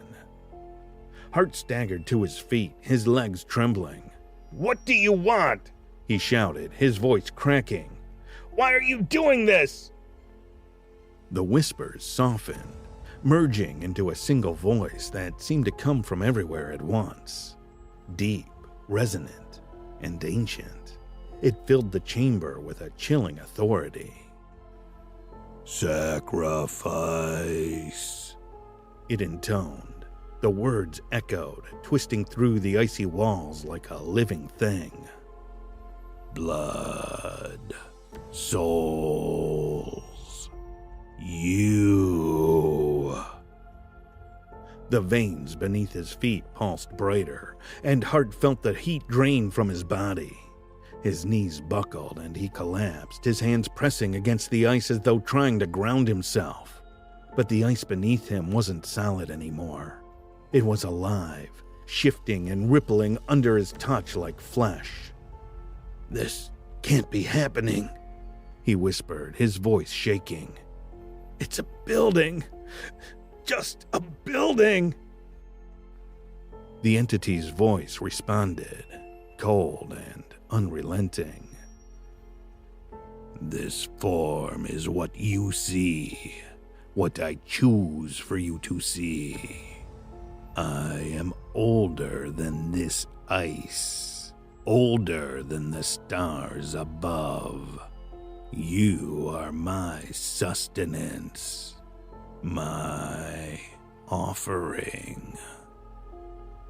The chamber seemed to shrink around him, the walls leaning in as the pulsing veins grew brighter. He could feel the hotel feeding off his fear, drawing strength from his desperation. It wanted more. It wanted everything. Hart's mind raced, fragments of the past few days flashing before him. The other guests, Patrice, Larry, the bodies in the hallway, they had all been part of this, chosen by the hotel to feed its endless hunger. He saw Patrice's face again, her eyes wide and terrified, and guilt twisted in his stomach. He hadn't saved her. He hadn't saved anyone. I won't let you take me," Hart said, his voice barely above a whisper. But even as he spoke, he knew it was futile. The hotel had chosen him. It had been waiting for this moment, biding its time, and there was no escaping its grasp. The creature reached for him again, its skeletal fingers closing around his wrist with a grip like frozen iron. It pulled him toward the center of the chamber where the veins converged into a massive glowing heart embedded in the ice. The pulse was deafening now, each beat vibrating through the air like a drum. Hart's breath caught as the heart began to glow brighter, its light enveloping him. "Your fear strengthens me," the voice said, resonating through the chamber. "Your blood completes me." Hart's mind reeled as he fought against the creature's grip, but it was impossibly strong. He was dragged to the heart, the icy veins wrapping around his ankles and wrists like living chains. The cold seeped into his skin, spreading through his body like poison, and he cried out as his strength faded. The ice beneath him softened, giving way as the veins tightened their hold. He could feel his life draining away, siphoned into the glowing heart. The whispers returned, softer now, almost soothing, as if the hotel were thanking him for his sacrifice. Hart's vision blurred, the edges of the chamber fading into darkness. The whispers slowed, their urgency fading, and he felt a strange sense of calm settle over him. His thoughts drifted to Patrice, to Larry, to the others who had come before him. He wondered if they had felt this same peace before the end. The pulsing heart grew brighter, its rhythm steady and strong, as Hart's body sank deeper into the ice. The hotel fed, its hunger sated, for now. As the Arctic sun rose, the ice hotel began to dissolve. The walls cracked and melted, the sculptures collapsing into pools of crystal clear water. The bodies, the whispers, the creature, all of it disappeared, leaving only an empty stretch of snow and ice where the hotel had once stood. The storm faded, and the landscape returned to its quiet stillness. But deep beneath the frozen earth, the ancient entity lingered, dormant but not gone. It waited patiently, biding its time, until the next traveler stumbled into its frozen domain. drawn by promises of beauty and wonder. The Ice Hotel would rise again, and it would feed.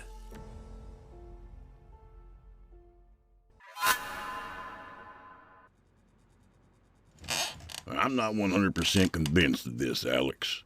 I need you to know that right now. Sergeant Howard glanced back and forth between the two file folders open on the desk in front of him. I know, Don, I know. But look, these two are desperate to stay on the street. They'll do anything we want. Alex tapped a photo paperclip to the folder on the left. This guy especially. He'd suck his own dad's dick just to stay out of jail so he could get his medicine. Yeah, and you're not going to be armed. You're going to be in a car with this guy. This desperate guy, as you call him, and his trick girlfriend, driving out in the middle of East Buttfuck nowhere, with a bug in your ear and no gun. Even if they don't decide to kill you and leave your body in the woods. Even if they actually take you to see this Grayson guy. Now you're in the lion's den, and I can't back you up. Howard shook his head, doubt written across every crag and crevice of his weathered face. I don't feel good about this. Alex smiled. The sergeant was fiercely protective of his team. He worried over them like a mama bear over her cubs. He even looked a bit like a bear with his fuzzy chestnut hair, bristling beard, and beer barrel frame. He would bluster and grouse about this surveillance operation and try, through disapproving scowls and gloomy pronouncements, to discourage Alex from going out on it. Alex knew, though, that ultimately he would have his way and Howard would let him go. The Meth Suppression Task Force had been chasing rumors of Isaiah Grayson all over Indiana for months. Lately it hadn't even been rumors, but more like the ghosts of rumors. Then Alex had stumbled onto two brain-fried tweakers trying to score behind a dipshit little bar in a dipshit little town called West Harrison, right on the Ohio border. It was these two dead-eyed, slack-jawed freaks that were going to serve him Grayson on a silver platter. The ISP wanted this bust. Alex really wanted this bust, and his division needed it. Taxpayers wanted to see that all the high-tech gadgets and helicopters and guns they were paying for got put to good use now and again. Howard wouldn't say no whether he could provide backup or not. I know, but look, that's the beauty of this plan. Monty and Tanya don't know shit from Shakespeare. They don't know that there isn't any backup following along behind us, and I'm damn sure going to tell them that there is. Alex tapped at his temple emphatically. They're too dumb not to believe whatever I tell them. There's no way they're going to throw me over. Then at Grayson's, when they pat me down and don't find the gun, they're not going to worry. He leaned back in his chair with a confident chuckle. I'm not even the one doing the buying. It's still Monty and Tanya making the deal. I'm just along for the ride. The sergeant looked doubtful. Yeah, but what if they find your bug? They're going to be looking for a wire strapped to my chest, not a tiny mic in an earring. This isn't a cartel we're dealing with here, just some crispy chicken rednecks in a trailer. They don't even know this shit exists. Alex grinned broadly. The fish was almost in the net. Sergeant Howard sighed. And you aren't worried that your informants might accidentally fuck up, get twitchy, and end up getting you all killed? That ever occur to you? Yeah, it's occurred to me. Alex shrugged. What can you do? It's the job, right? The job is not running willy-nilly into harm's way without weapons or backup. But sometimes it is. Sometimes it's gotta be. Alex stood from the hard plastic chair and paced around Howard's office, agitated. Look, this guy moves around. We never know where he's going to be, and we don't know where he's been till 2 weeks after he's left. We have one blurry photo, and a few shaky eyewitness accounts. The guy's harder to find than goddamn Bigfoot, but now we've got a chance to get what we need. He pointed to the door behind him that led out into the communication center. You guys will be listening. You'll be able to get the warrant, and I can take you right back there within the fucking hour. He stopped and locked eyes with Howard, no longer grinning but deadly serious. "We need this, Don. You know we do. We get Grayson, shut down his Meals on Wheels operation, grab his money, maybe bust a few other incidentals, and who knows, maybe we get 2 or 3 more guys in the budget for next year to back me up next time I've got to do some shit like this." Alex crossed his arms. He had nothing else to say. Sergeant Howard looked up at him for a long time. Alex knew he saw the truth in his plea and the futility of trying to stop him. He needed to get out there and hunt down the vermin that spread their disease so gleefully among the people that his team was sworn to protect. That's why Alex had been chosen in the first place. He needed to drag these dealers kicking and screaming to the ground as badly as their buyers needed their poisons. With one final deep, heavy sigh, the sergeant flipped the folders closed and stacked them on top of one another. He shoved them forward on his desk and nodded. "All right, do it. Make sure you remember to turn your mic on. Me and Lucky'll be listening back at dispatch. As soon as we get the deal recorded, we'll send it to Judge Marksberry for the warrant, and then we can call in the locals." "Perfect. Thank you, sir. We're gonna skewer this son of a bitch." Alex rubbed his hands together. "I can't wait to see his face when I come walking up to cuff him.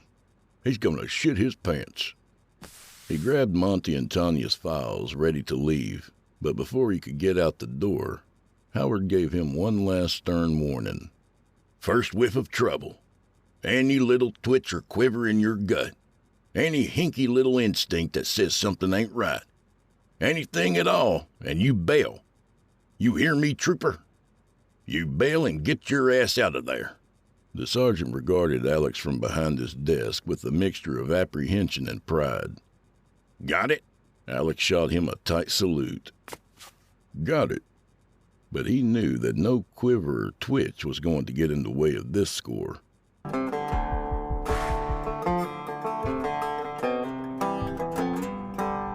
You don't want me to roll up the window, bro? Monty looked at Alex in the rearview mirror with merry, bloodshot eyes. You're getting cold back there? He giggled wildly. Squeezed into the back seat with his legs folded up like a collapsible card table, Alex shook his head. "No, man, I'm good." Monty laughed again, a high-pitched goblin sound. Yeah, you are. You're so good. He slapped his palm against the steering wheel, hooting and snorting. In the passenger seat next to him, Tanya, with her long hair, long legs, and short skirt, took a cigarette from the pack in her purse and lit up. She had been quiet the entire ride except for humming something under her breath off and on. It had been a few minutes after she'd trailed off into silence that Alex placed it as the zombies' time of the season. It got stuck in his head where it played over and over again as they sailed through the dark Indiana night down a narrow blacktop road. Alex leaned forward as far as he could and tapped Tanya's arm. Her skin was cold. She was wearing a tank top, and he could see the jumble of amateurish, badly done tattoos that ran from her bicep to just above her elbow, the most prominent one being a Confederate flag. She turned her head and looked over her shoulder at him. Sup, pumpkin? "Can I get one of those?" Alex pointed to the cigarette between her fingers. She smiled a sad, tight-lipped grin that hid the gaps where some of her teeth had fallen out. Course you can. She pulled the pack out of her purse, offering it back to Alex, along with a small green lighter. He lit a cigarette and returned the pack and the lighter. Still smiling, she took them back, turned around, and started humming again. Alex sat back and looked out the window, puffing on his smoke. Tall, straight trees hemmed them in on either side of the road.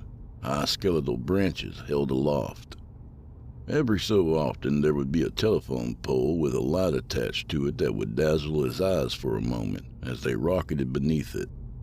Mostly, though, the darkness swelled unchallenged, except for the headlights of Monty's Regal. They were deep in the boonies and getting deeper. Every so often they passed houses, squat ramshackle places set far back amongst the trees. but those became fewer and further between. Alex was unfamiliar with this area and felt a tingle of disquiet at the base of his spine. Even though Sergeant Howard and Lucky could hear everything that was happening, they had no way of knowing where he was. The microphone was not a homing device and was too small to be equipped with GPS. If anything were to happen, they might never find him. Squash that shit out right now. Alex chided himself as he smoked his cigarette. Everything's going to be fine. Just remember everything you told Howard and keep your eyes on the goddamn prize. Instead, he thought about how easy it had been to flip Monty and Tanya over on Grayson. He'd been visiting the county sheriff's department, providing some training for low-level undercover work, and had advised them to keep him updated on any meth-related cases that came up. The day before he was to head back to HQ, a young officer named Flynn called him down to the interrogation room. He had 2 suspects in custody who had been picked up trying to get meth money by prostituting the woman behind the broken-down local dive bar. Alex had walked into the room and sat down across from them. Monty was a-giggling, grizzled Clyde beating out a hectic rhythm against his thigh with his left hand, scratching madly at his dirty mane of yellow-blonde hair with the right. Tanya was his fever-glow Bonnie, her jaws locked in that tight-lipped grin as she surveyed the room with impossibly wide eyes. One of them, or both, gave off a strong odor. Not exactly the usual stink of junkies who had gone a few days without a shower. This was a dirtier smell. A deep smell, wet and fungal.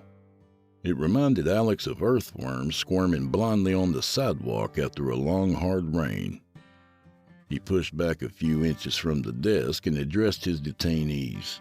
So, names.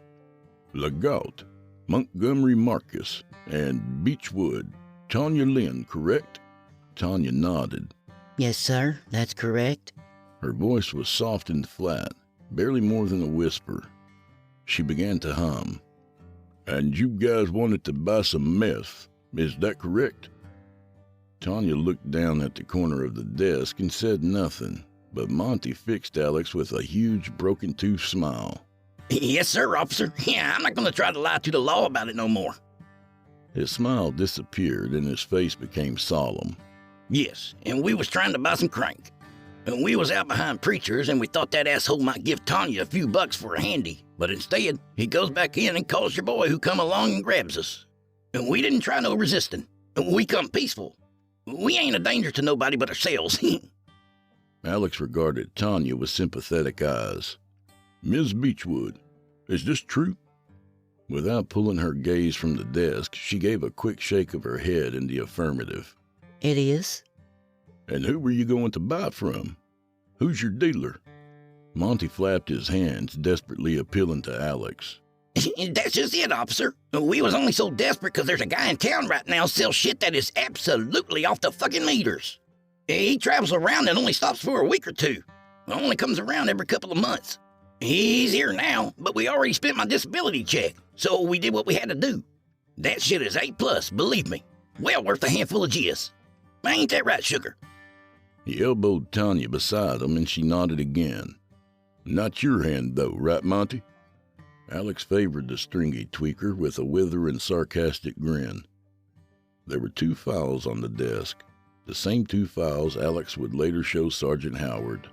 They contained Monty and Tanya's priors. He flipped both folders open. Well, never mind. Listen, you two, we've got us a problem. He held up the folder that held Monty's file. See, you guys have quite extensive records, both of you. Add on solicitation and attempted possession of an illegal substance, and you guys could be looking at some serious jail time. Monty's jaw had gone slack. His eyes darkened and he began to sputter and chuff. But hold on now. Just hold the fuck on, officer. We sick people, man. Disabled. Both of us. We can't be in no jail. There's gotta be something we can do. He looked over at Tanya. And maybe she can throw a little something your way right now, and we can call it evens. Alex couldn't believe what he was hearing. Are you seriously trying to fuck yourself over worse here? Bribing an officer with sexual favors? He shook his head. Monty, come on. Be smart for once. Work with me here. And maybe quit trying to put dicks in your lady's mouth. What is it with you? I don't know. Monty was blubbering now, while Tanya continued to hum quietly under her breath. I don't know, officer. It's all we got to give. We'll try to think along different legal lines, will you? Yes, sir. Yes, I will. Monty swiped at his running nose with his already crusted sleeve and snorted back snot. What else can we do? Help us. Alex was quiet for a few moments, pretended to think. He knew the question he wanted to ask as soon as Monty had mentioned that their dealer was a guy who traveled around. It was probably a long shot, but maybe this was the guy they had been looking for. Finally he spoke. Well, what's the name of this dealer? The one who travels around? Monty looked up at the ceiling, trying to remember, snapping his finger in the air. Shit. It's Graverton. No, Grayson. It's Grayson. He rides around in a trailer and parks it out near the campgrounds a few miles outside of Bright. Alex's heart began to beat very fast. With deliberate casualness, he shrugged his shoulders. Okay, well, that's a start. He pulled his notepad and a pen from his shirt pocket and flipped it open. You said his name was... Grayson. Don't know his first name. Alex knew it. Isaiah. The Meth Suppression Task Force of the Indiana State Police knew it too. He was wanted across 14 counties. If Alex could pin him down, catch his ass, it would be huge for the Southeast Division. He told Monty and Tanya to sit tight, and then tried hard not to run down to the office he was using at the sheriff's department. He made a few phone calls and spoke with Sergeant Howard and Sergeant Brixley from Northeast Division. A tentative plan came together to get a warrant, a plan that would require someone who knew where Grayson was going to be. That someone would be escorted by an undercover officer who could then record a drug deal going down. Monty and Tanya were their someones, and Alex had worked undercover many times. The snag was that there were no surveillance vans currently available that could be planted nearby to house any backup, and no seasoned troopers available to provide support, even if there was a van. Alex would be out there, floating in deep black waters with only the most tenuous and flimsy of lifelines. Talk to your perps first before we get rolling on this, Howard had said. They might not even be okay with this.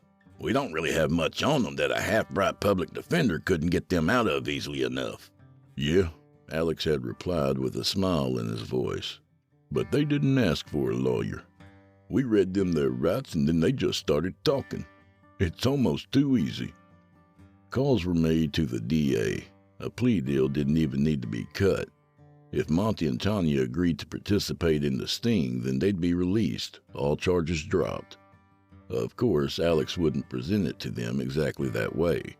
If you do this for us, I think I can get the DA to reduce your charges and maybe get you by with just probation, no jail time. Maybe. This was how Alex had spun it. All Monty and Tanya had to do was drive Alex out to Grayson's and pretend he was their cousin. Then they'd buy meth within earshot of Alex using Grayson's name at least once. Then they'd leave, and the sergeant would send the surveillance audio to a judge who would sign a warrant. Monty and Tanya could go free to try and sell themselves for drugs again, and the law could swoop down on Isaiah Grayson, guns blazing. Alex could see commendations in his future, his very near future. Of course, Monty and Tanya agreed. What choice did they really have? They were fed the fiction that there was going to be backup, tons of it, following behind at a safe and invisible distance. This backup, they were told, would be heavily armed and monitoring their every move should they develop a case of second thoughts out there in the woods. Now here they were, cruising through the damp midnight chill of late September, the leaves whispering and sighing in the breeze above them. Tanya had gone back to humming Time of the Season, but Monty had fallen into a morose silence. He twiddled his thumbs restlessly against the steering wheel and glanced at Alex in the rearview mirror every few seconds. After 20 minutes or so, he jagged the car left onto a dirt road that cut suddenly into the woods. Thick darkness swallowed them up as they bounced and bumped along the rough lane between the trees. A minute later, Monty finally spoke. It's spooky back here. What? Alex had been mentally prepping for the meetup as the cool air from the window washed across his face. I said it's spooky back here. It gives me the creeps. Monty had reduced their speed considerably. Night sounds began to filter in from the shadowy depths beyond the reach of their headlights. Somewhere an owl screeched, and the crickets sang in a mournful chorus as the car rolled through. Remember those two guys that disappeared a couple years back? Out at Brookville Lake? Yeah? Alex met Monty's hectic gaze in the mirror. Some people said the Brookville troll killed them. It's not a troll. It's the spaceman. Tanya drawled from the passenger seat. All right, whatever. The spaceman. Monty shook his head. Either way, that shit is creepy. This place makes me think of that, you know? Alex sighed. Monty, shit, I don't know. I don't believe in that kind of stuff. Only what's real. Monty tittered, a high-pitched, breathless sound, an unpleasant sound. You're probably right. Stuff like that probably ain't real. He giggled again. And by the way, we here. The dirt road abruptly widened into a broad gravel expanse, ringed with trees. Alex could see discarded cinder blocks, an old battered microwave, and other detritus yellow in the Regal's headlights. They crunched along for another 30 feet or so, and a dirty gray trailer appeared, nestled against the woods at the far end of the gravel. A man was sitting on the ground, leaning against the back tire of the trailer. His legs stuck out in front of him. As Monty stopped the car, Alex sat up straight. All right, you guys, let's do this just how we rehearsed, and you'll be back out on the street in 24 hours. He thought for a second before adding, and don't forget, there's backup waiting out there in the woods, so nothing funny. Monty turned and looked Alex in the face. He was very close, and his grimy smell wafted into the back like a fog. Don't you worry about nothing, boss. We got you. He smiled, a far less crazy smile than Alex had seen from him, opened his door, and climbed out of the car. For the first time since this plan was hatched, Alex felt a tickle of doubt. It flitted and bounced around his gut like bats. He lamented his lack of a gun, but it was too late for that now. He flipped the lever on the side of the driver's seat and pushed it forward, climbing out of the open door as Tanya got out on her side.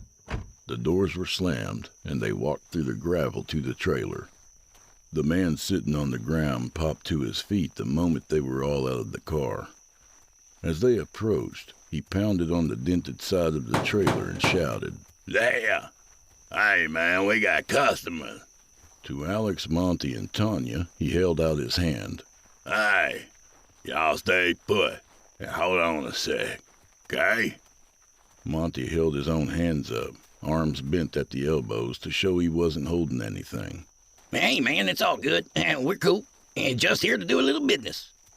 The other man did not lower his arm or change his posture.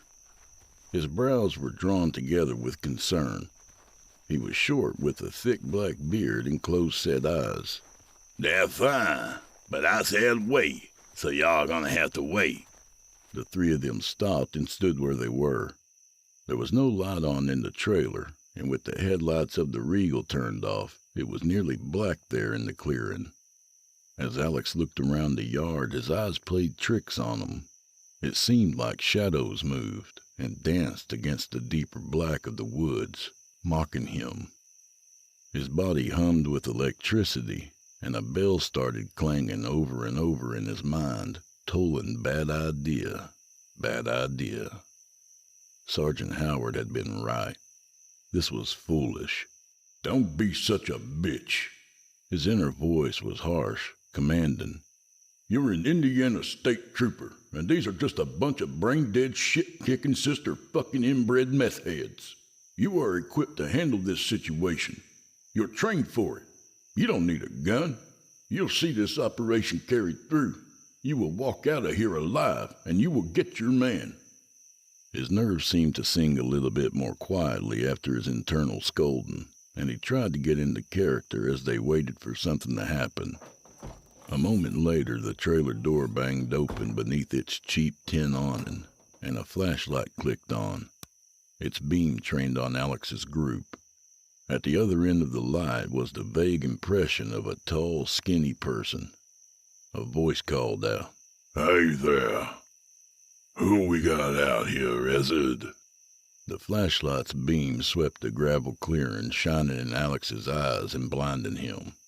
"Who the fuck is that out there?" The bearded man called back from somewhere ahead of them and to the right. "Bunch of tweakers. Say they here to do business with ye." Monty lifted his hands all the way in the air. Hey, Grayson, it's me, Monty Legault. You remember?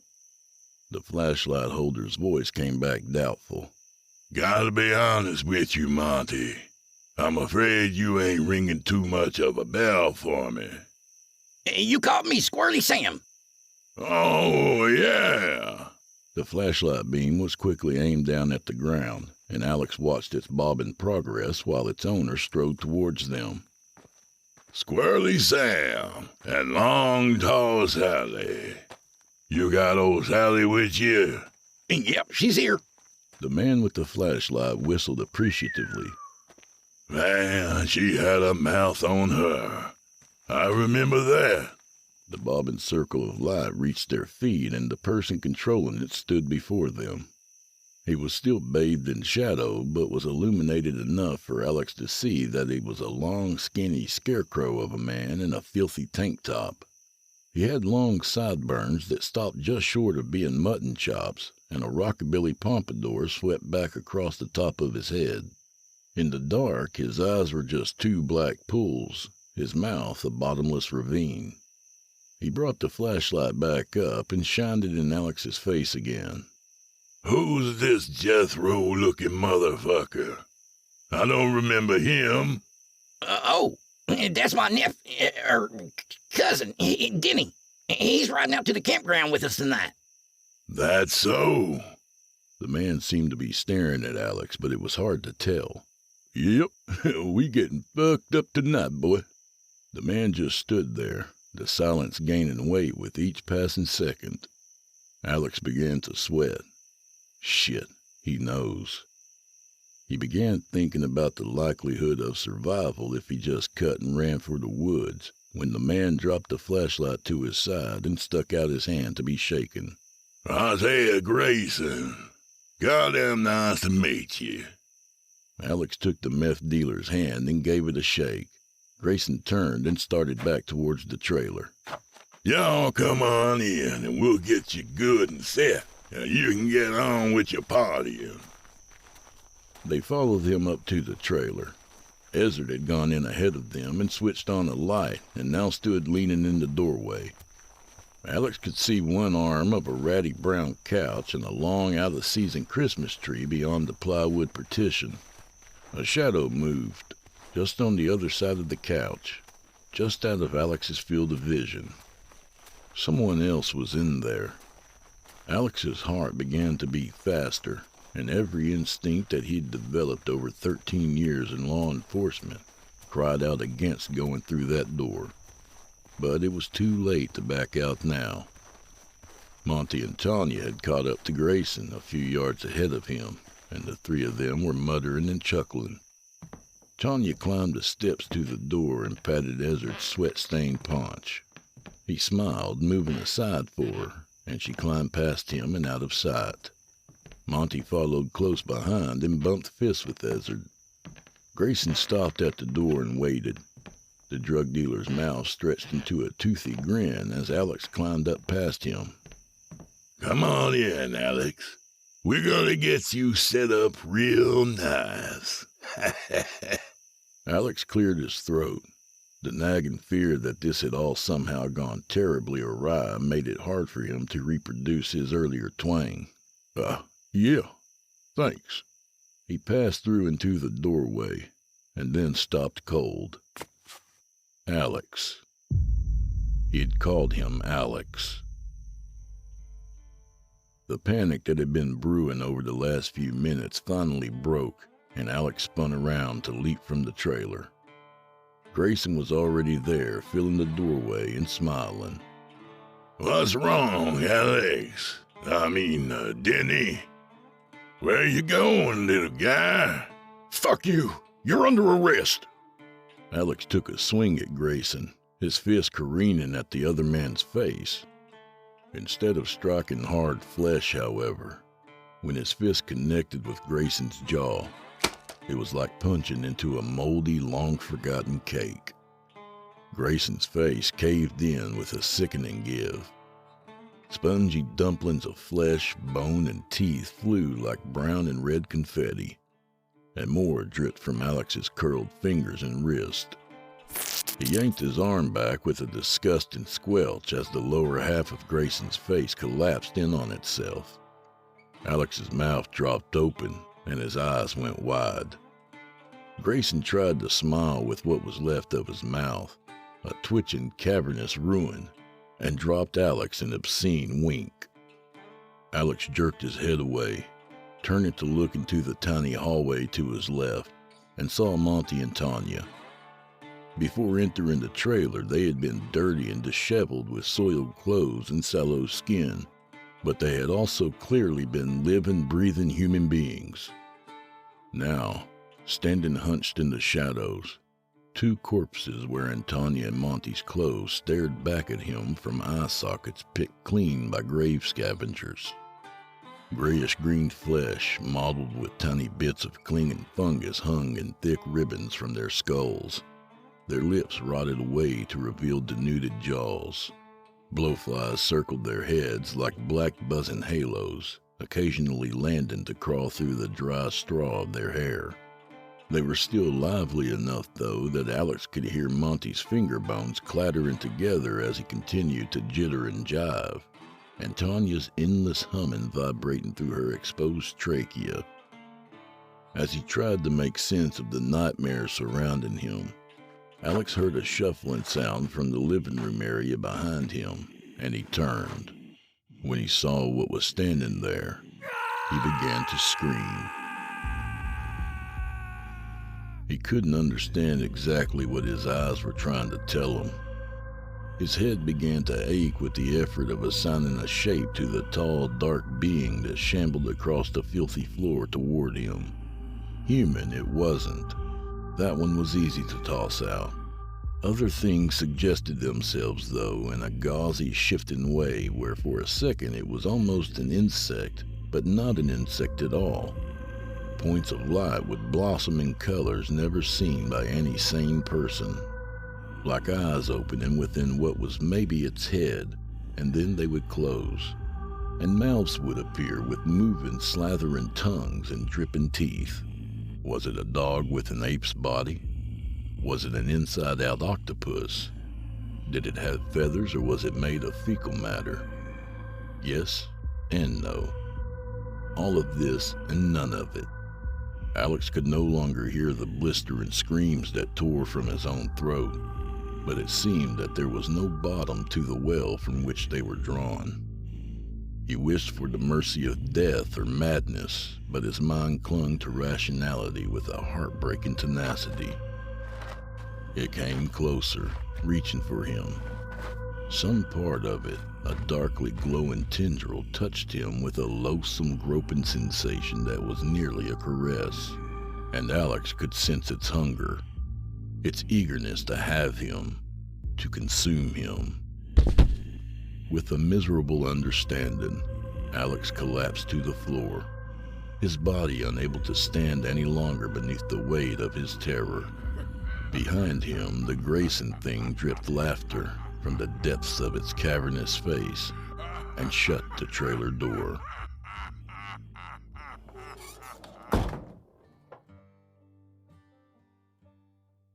Back at the dispatch room of the Dearborn County Sheriff's Department, Officer Chris Lucky Ferguson and Sergeant Donald Howard listened to Alex's terror-soaked shrieks.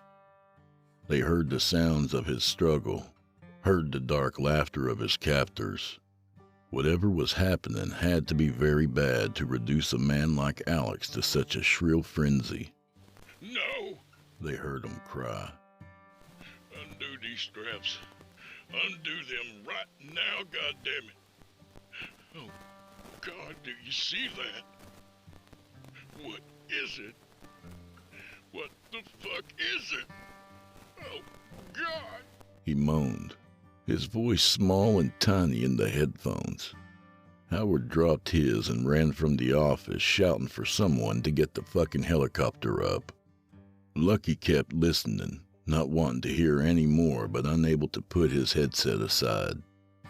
Keep that away, please. I'll do anything. You can kill me, please. Oh, what are you doing with that? Oh, my fucking God, that hurts! There was the sound of garbled laughter and someone singing. A woman. The song seemed vaguely familiar to Lucky. Some song from the 60s. Something spooky. There was more laughter, and then Alex's voice again. Get it out of me! Then a long, tremulous howl of absolute soul-shattering pain and despair. The sound of sanity breaking free and fleeing in horror.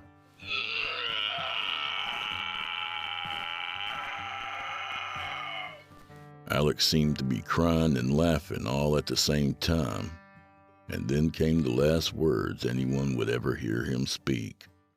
No, no! I don't want it! I do not want that! Wait, what? Oh, dear Jesus. How many fucking legs does she have? Then there was a horrible buzzing feedback, and the connection went dead. Ice-cold tears spilled down Lucky's cheeks as he threw his headphones down onto the table and vomited into the wastebasket beside his chair. 6 weeks later, 2 men and a woman are brought into the Bloomington PD on suspicion of trying to sell meth on the Indiana University campus. They're kept in separate holding cells but are brought together into an interrogation room by a vice detective named Scott. He's heard whispers of a traveling meth operation selling out of a beat-up trailer, and for some reason he's got a feeling about these 3. One of the men has dry, dirty, shaggy blonde hair. He twitches and giggles. The second man is clean-shaven with short, sandy hair. He has a large earring in one ear. Scott's not sure, but he feels like he's seen this man before. Probably picked up dozens of times for drug charges, but that doesn't seem to be where he's familiar from. No matter. The woman is skinny, all legs and long bleached hair. Her mouth is closed, and she doesn't speak as Scott begins to ask them questions about a man named Grayson. But she does keep humming something under her breath. The tune is as vaguely familiar as the face of the second man. It finally comes to him as they're promising to take him to the man he's looking for. The man who killed a decorated state cop before disappearing into the night, and who is wanted by every law enforcement division in the country. The song is Time of the Season by the Zombies. He loves that song. He has a good feeling about this bust. A very good feeling indeed.